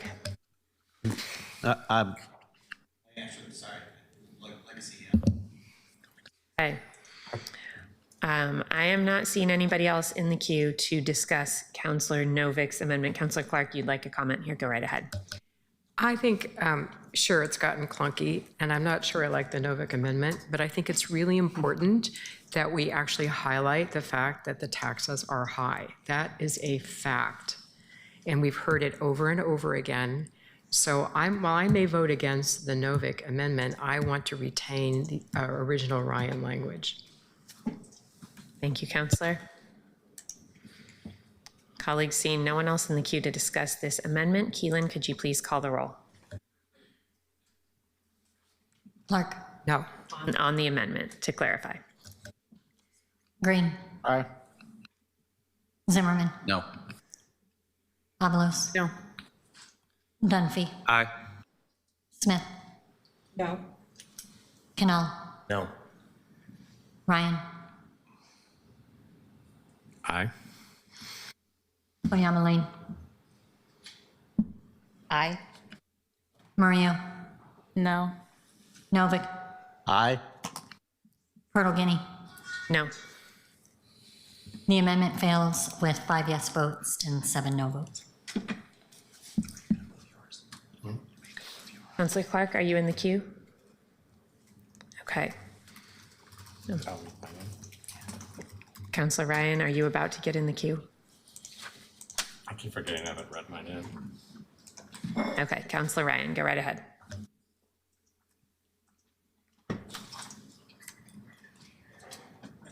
What number did it end up on? Number 5?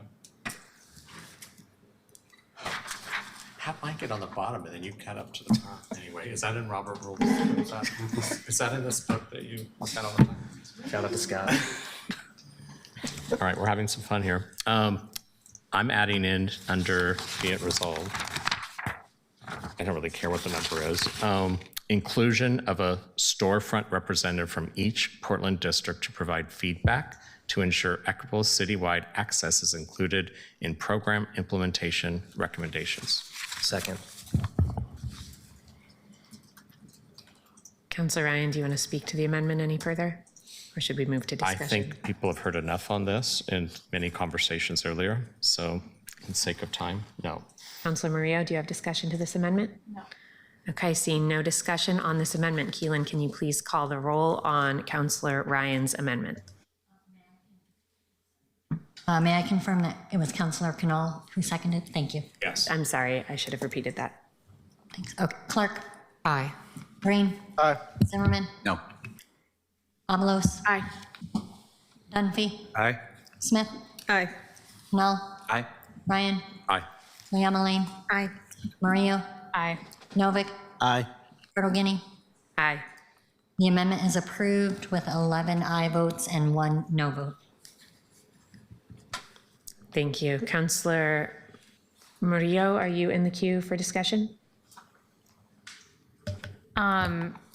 Yeah, I guess I just wanted to talk a little bit about some of the testimony that we heard that I think was important. I believe you're still sitting here, and someone brought up that there was a stabbing or something at their establishment, and that police arrived and then did not write a report or anything.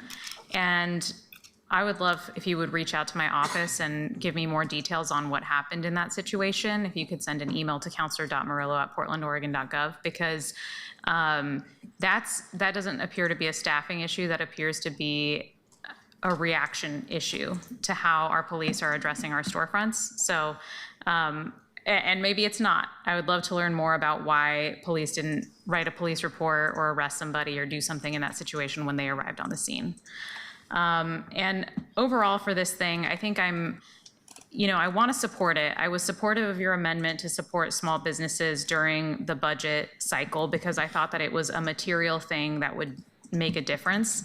I'm not sure that this legislation does, because some of the other testimony that we heard talked about how this is replicating the work of the Small Business Office and Prosper that we just established and PMO. And I kind of worry that our small businesses are going through so much in this city, and that this is going to give people the impression that things are going to change, but it's actually just replicating work that's already being done. And I think our small businesses deserve some material changes for the things that they're facing, and I'm not sure that this accomplishes that. I'm going to think about it more as we're having discussion, but that's just something that's weighing on me. Can I just, I appreciate what I just heard. I'm coming from when I brought all the permitting bureaus together, and if that wouldn't have happened, we wouldn't be able to pass some legislation such as my colleagues Avalos and Dunphy did recently. I'm a real believer in breaking down the silos. I did it with your former boss to get the Cypress Villages built, and it was a hard effort. So I just want to repeat that I think that in our role as legislators, one of the only tools we have to try to see improvements from the enterprise is to offer these type of suggestions, because clearly we might be resourced properly, but only one testimony mentioned that. All the rest are like, this isn't working. We need better responses. And I'm doing the best I can to try to figure out how to do that with this legislation. And I know we're all on the same page about that. But I appreciate what you mentioned. Yeah. And Councilor Ryan, are you in the queue also? I didn't know. That's legacy. That was with the amendment that passed. Councilor Canal. Thanks. I'll propose the other amendments together at this time. So it's an amendment to strike the fourth whereas clause in its entirety, the one that we were discussing earlier, whereas the city's businesses are struggling under their tax burden, et cetera. It also would change two words in the sixth whereas clause. So currently reads, whereas decreased health and vitality of our business districts directly correlates to the city's declining overall economic health, reputation, and identity, and would change that to whereas the health and vitality of our business districts directly correlates to the city's overall economic health, reputation, and identity. I think that Councilor Ryan's approach to connecting those dots is really important. I don't know that it is accurate to say decreased might be accurate. Declining involves a trend assessment that I don't think is necessarily accurate. I think that we've had a good amount of statements from our enterprise about Portland being back and the increased foot traffic from data from the Portland Metropolitan Chamber, a lot of different indicators that are going in the right direction. So I think changing that to simply state there is a clear correlation and we need to enhance health and vitality of our business districts in order to enhance overall economic health, reputation, and identity is a more accurate way to phrase that relationship. And then everything Councilor Novick had previously stated as sort of the problem statement for the fourth whereas clause is my reason for proposing that. Second. Councilor Ryan, did you want to speak to the amendment? Yeah, it's getting friendlier. I think you're trying to all get me to go from salty to sweet. And you like that? Well, you know, it happens. Wait till you're my age. So I believe everybody I've listened to. So what I have in there currently is the truth. And I think that this is aspirational and where you're going. And I think we'll get to the same outcome, which is all we want up here. So I will let this play out as a friendly amendment. I'm not seconding it. I'm just saying I'll let this play out, but I can't define it right now as friendly or not friendly. Councilor Clark, did you want to speak to the amendment? I just want to ask for some clarification. So are you combining these two pieces? Because I prefer we vote for them separately. Your removal of the tax piece and then your change of the verbiage in health and vitality. Are you combining those? As of right now, I've proposed them together. You can request to divide them if you'd like. I would request that you divide them. Okay, I'm pretty sure that just happens. Yeah, I'm seeing a nod there. So I won't go back into the book, but and I'll decide the order. I'll do the later one first. So if we do the health and vitality, now that they're separated into two separate votes, I'd like to vote on health and vitality. Yeah, the health and vitality one first, please. Were you trying to get me to go from salty to sweet? I think they're both nice. Are any hands in the queue to speak to Councilor Canal? No, sorry, though. Did you get a second for that? Yeah. Oh, yeah. So I guess any discussion on that one? Any discussion on that one? This is separate. Correct. So we're discussing what is in the overall file that's on the website, the second one, which is the sixth whereas clause, whereas the health and vitality of our business districts directly correlates to the city's overall economic health, reputation, and identity. Striking the words decreased and declining. And adding the word the. Adding the word the. All right, I don't see any hands in the queue. So clerk, will you please call the roll on the first amendment? Yes, and just very quickly, want to confirm it was Councilor Murillo who seconded this? Avalos. It was Councilor Avalos. Councilor Avalos, sorry, thank you. All right, and then I heard a motion to divide, but we are just taking up this sixth whereas clause right now, and then we'll look to the next one. Okay, thank you. You're on this one. Correct. Clark? Aye. Green? Aye. Zimmerman? No. Avalos? Aye. Dunphy? Aye. Smith? Aye. Canal? Aye. Ryan? No, but I am sweet. Okay. Oyamaling? Aye. Murillo? Aye. Novick? Aye. Hurdle Guinea, absent. The amendment is approved with 9 aye votes and 2 no votes. Would anyone like to discuss the other part to the amendment? Councilor Clark. I am going to vote against removing this because I think the tax issue is important. However, I think learning what I have since that conversation, if we take out local, would you be amenable to keeping this in? The word local on the third line? I don't no is the short answer. I don't have a problem with that. That's better than it is now in my view. But I do think that there are other concerns with the particular report that's cited. I do think that we should be talking, if we're going to be talking about the broader context, we should be talking about tariffs. We should be talking about e-commerce digging into in-person sales. And I think the way I look at a whereas clause is that it should effectively set up a therefore be it resolved, and we're not doing anything about the therefore be it resolved therefore be it resolved about this issue. So that's why my approach is this. But I do see your point on the word local.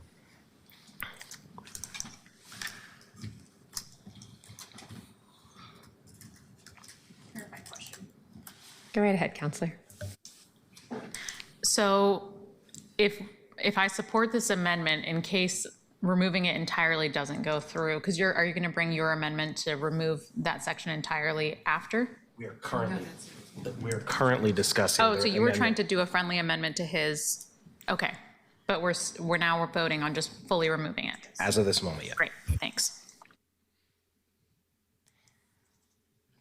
Colleagues, I don't see anybody else in the queue. Are we ready to vote on this amendment? Okay. Keelan, you have a question? I do, I'm sorry, thank you.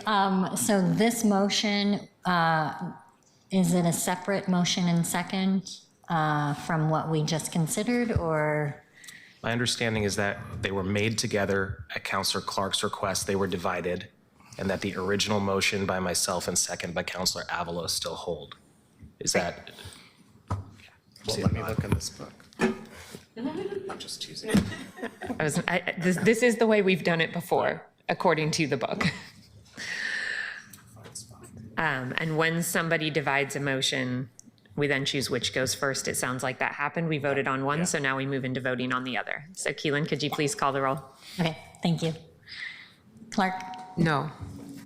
Green? Aye. Zimmerman? No. Avalos? Aye. Dunphy? Aye. Smith? Aye. Canal? Aye. Ryan? No. Koyamaline? Aye. Murillo? Aye. Novick? Aye. Turtle Guinea? Aye. The amendment is approved with 9 yes votes and 2 no votes.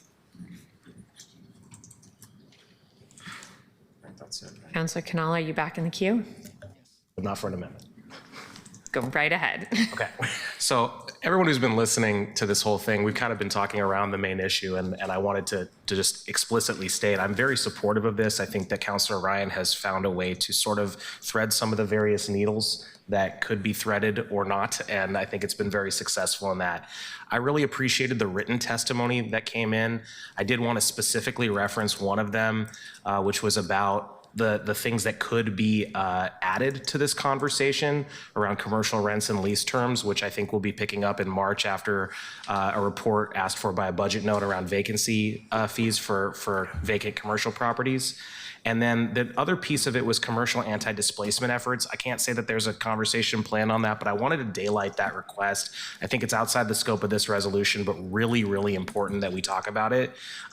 We talked about it a little bit in the noise code conversation around anti-displacement, but not in a broader sense. So I just wanted to highlight that as well. Back to the main document though, I think that I'd like to see that as this is implemented, we're talking about anyone who's got access to the right of way and what maybe a lesser level of support might be for other folks. I think this is part of that scoping exercise around Lloyd Center, around things of that nature. We've got some of the same problems in Lloyd Center as well. And finally, I'm glad to collaborate with Councillor Ryan on this again. We, as Councillor Ryan mentioned, we both put up amendments to replenish the Repair Restore Grant Fund. I'm glad that his passed because it had more money in it than mine originally did, and that's going to be better. So I'm excited to get a chance to provide support as well.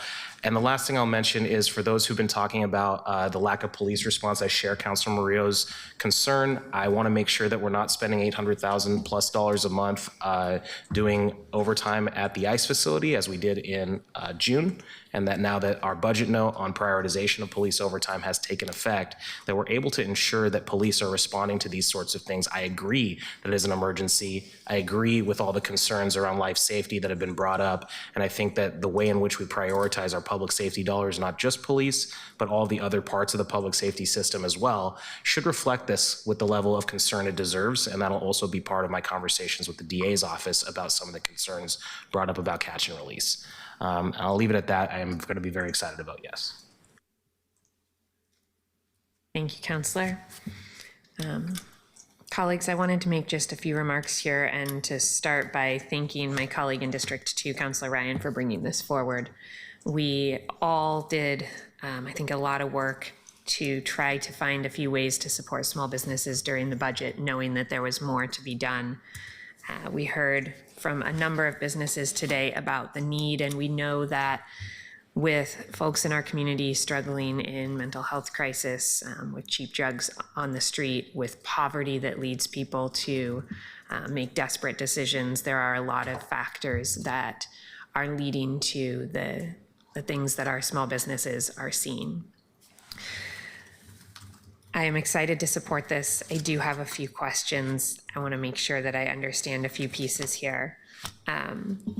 The first is we had one of our testifiers bring up the new programs at Prosper Portland and the Office of Small Business, which I think is a fantastic resource that we've not yet fully capitalized on within our city.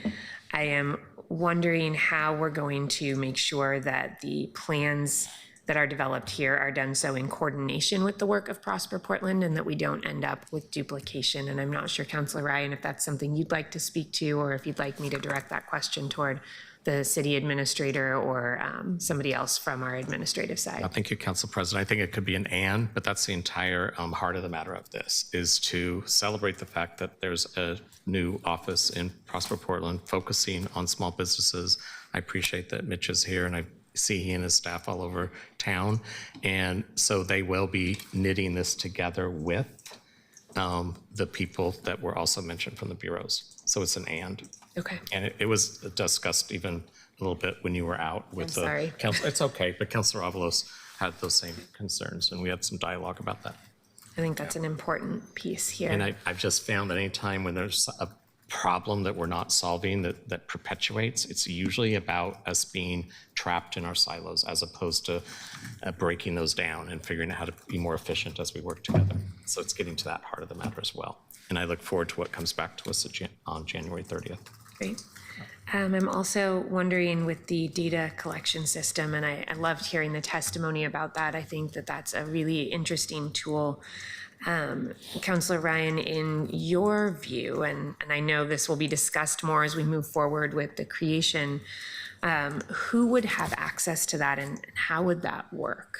What was your first part again? We heard testimony about the data collection system piece of this, this place where our business owners could enter information. Is that something that we would create citywide for business owners and for Portland residents? Is that something that would just be available to business owners? What would that system look like? How comprehensive would it be? Yeah, well, my job isn't to give you the details on that. I'm wondering what your vision is. Exactly. Yes, it would be something that the small businesses would have access to. And it's something that I look forward to hearing how this group that gets together will lead in that. I think Prosper Portland will take a real lead voice in working with the administration on that. Okay. I look forward to learning more about who has access to that and how it can be a resource for the whole community. And we also talked in committee about the need for metrics, like how do we measure success? Clearly, the easiest one right now is you almost see a for lease sign on every block. And so you'd like to see the for lease signs go down and more activity. And just another note that I think is important for all of us is our city used to punch up in terms of people activating storefronts in person prior to the pandemic, where other cities were doing more online purchases. Sadly, we are now flipped since the pandemic. And that's not the Portland we want to live in. One of the vibes about Portland was always the vibrancy of our small business storefronts and what that creates. We don't want just every Mississippi Fair to be the day everyone's on Mississippi. We want that to be year-round. Thank you. Mr. Jordan, I think I'll direct this comment to you because it's something that I think as we pull this group together is important to keep in mind, and that is that I hear loud and clear, not only in this room today, but as I'm out in my community from small business owners that are looking for a more coordinated response, especially a more coordinated public safety response.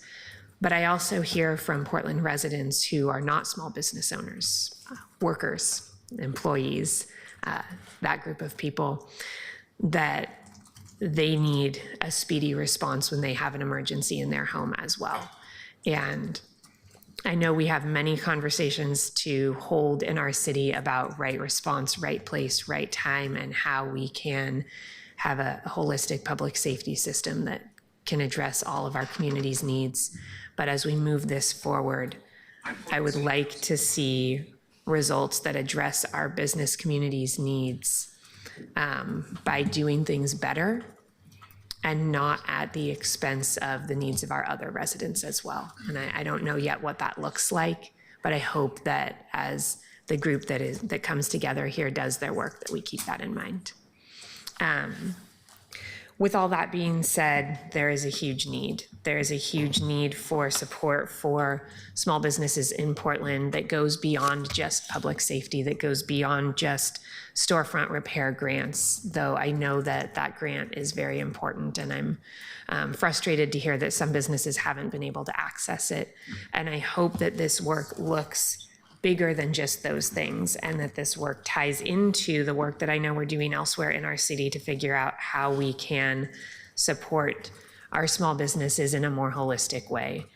Portland has never been and likely never will be the cheapest place to do business for a lot of reasons, but we should be an easy place to do business. And I think that we can hold on to our values. I think that we can make sure that we can still afford to provide the programs in our community that people rely on and that make this a community people want to be, and also be an easy place to do business. And I hope that this work helps to move us in that direction, because we know that our small businesses, those storefront businesses, are part of what makes Portland the incredible, quirky little place that it is, and that all of those independent businesses are a huge piece of what makes this the place that a lot of Portlanders want to be, part of what draws people here. So I'm looking forward to supporting this and seeing the work move forward. Councillor Clark. Thank you, Madam President. I want to thank all the small business people that came today to testify. It was incredibly emotional, and there were some great ideas, including the GIS idea, the livability, the apps, all of the really great ideas that I hope we can pick up on. You know, I grew up in a small business. My entire family worked in it. I cannot imagine continuing to have done that under the kinds of the duress that some of these small businesses are under. I just can't imagine it. It was great testimony. I also want to thank the sponsor, Councilor Ryan. Thank you so much for bringing this forward. It's been a long time in coming, and I appreciate all your efforts. I think the key here is bust the silos. That's what you said earlier. It's bust the silos. The new form of government allows us to do that. It's not about duplication. It's about coordination. And lastly, I'll just say we heard repeatedly from our witnesses today, we need more police. We absolutely need more police. And I think we also need to bring back some sort of a neighborhood crime prevention or a neighborhood awareness team or something in the meantime. We need all of our neighbors to take some responsibility, just like we do on NETs. And I'm going to be pursuing that in the future. But thank you, Councilor Ryan. Thank you, Councilor. Councilor Ryan? Yeah, I just want to acknowledge, first of all, thank you, colleagues. I know we spent a lot of time in this in committee, and then we're having even deeper conversations as a whole, which is great. I want to really acknowledge those who testified today, especially the ones that have never been here before, never testified before. I'm thinking of Alberto and Omar in particular. And so for us to see and hear and listen to those authentic voices in our chambers, I think is really one of the best parts of this legislation today. And I'm really grateful for that. I do think the data collection's really important. And I know that it was hard to get the impact reduction dashboard built, but that only happened because different offices were asking for it. Neighbors were asking for it. It just helps them to see that they're being listened to. Like, oh, I reported that. Oh, it's happening. Thank you. I can at least track it. So that is customer service to our constituents. And I'll end with this. I didn't know this would be my new movement. I knew what it was like to be mad at President Reagan and get in trouble and act up because they weren't giving money for HIV. I knew what it was like to go on marches and enter into state capitals in the 80s and 90s and talk about gay marriage when a lot of people would hiss at me. So, I know how to show up for a movement that gets my head and my heart connected. I had no idea this would be it. But in the time that I've been in office, listening to these people who love our city so dearly that they're putting in extra hours, spending extra money on security, risking their lives, as we heard today, so they could be part of the solution. And then for all of us to remember, we have a revenue problem. And this has been something we've taken for granted for decades, that these business taxes from these small businesses would keep coming in. And so for this to be going in the wrong direction is red alert. And so if we're really focused on one thing here, if you want to be really boring about it, is that we have to focus on this so that we have the revenues for all the programs that and values that you want to uplift in our budget. And I thank you again for all your time. It's refreshing when we can all come together to talk about something so delicately and with such big ears and authenticity. It's an honor to be on this council. Thank you. Thank you, Councilor Ryan. Colleagues, seeing no one else in the queue for debate, this is a resolution, so we do vote today. Keelan, could you please call the roll? Clark. Aye. Green. Aye. Zimmerman. Aye. Davalos. Aye.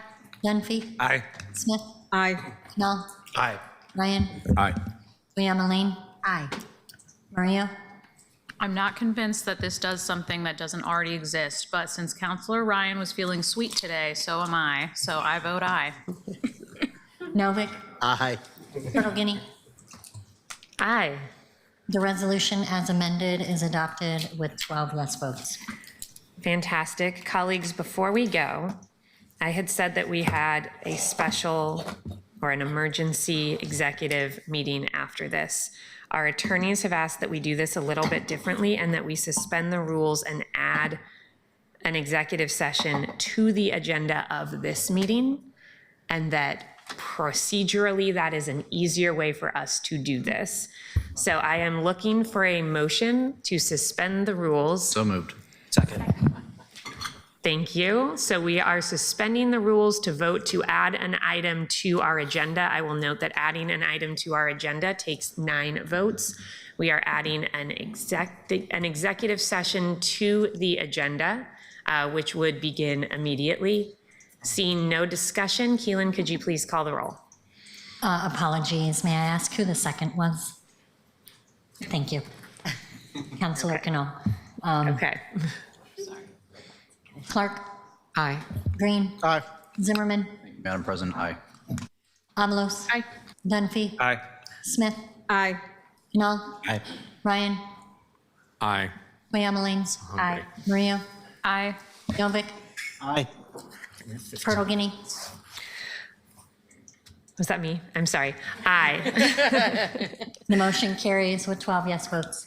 Thank you. And colleagues, it is 1:15 right now. I want to give everybody a chance to take a quick break if they need, grab some food on their way up. So let's meet in the Rose Room at 1:25 to begin an executive session, and we will end the regular session of our meeting. Is this going to be about an hour?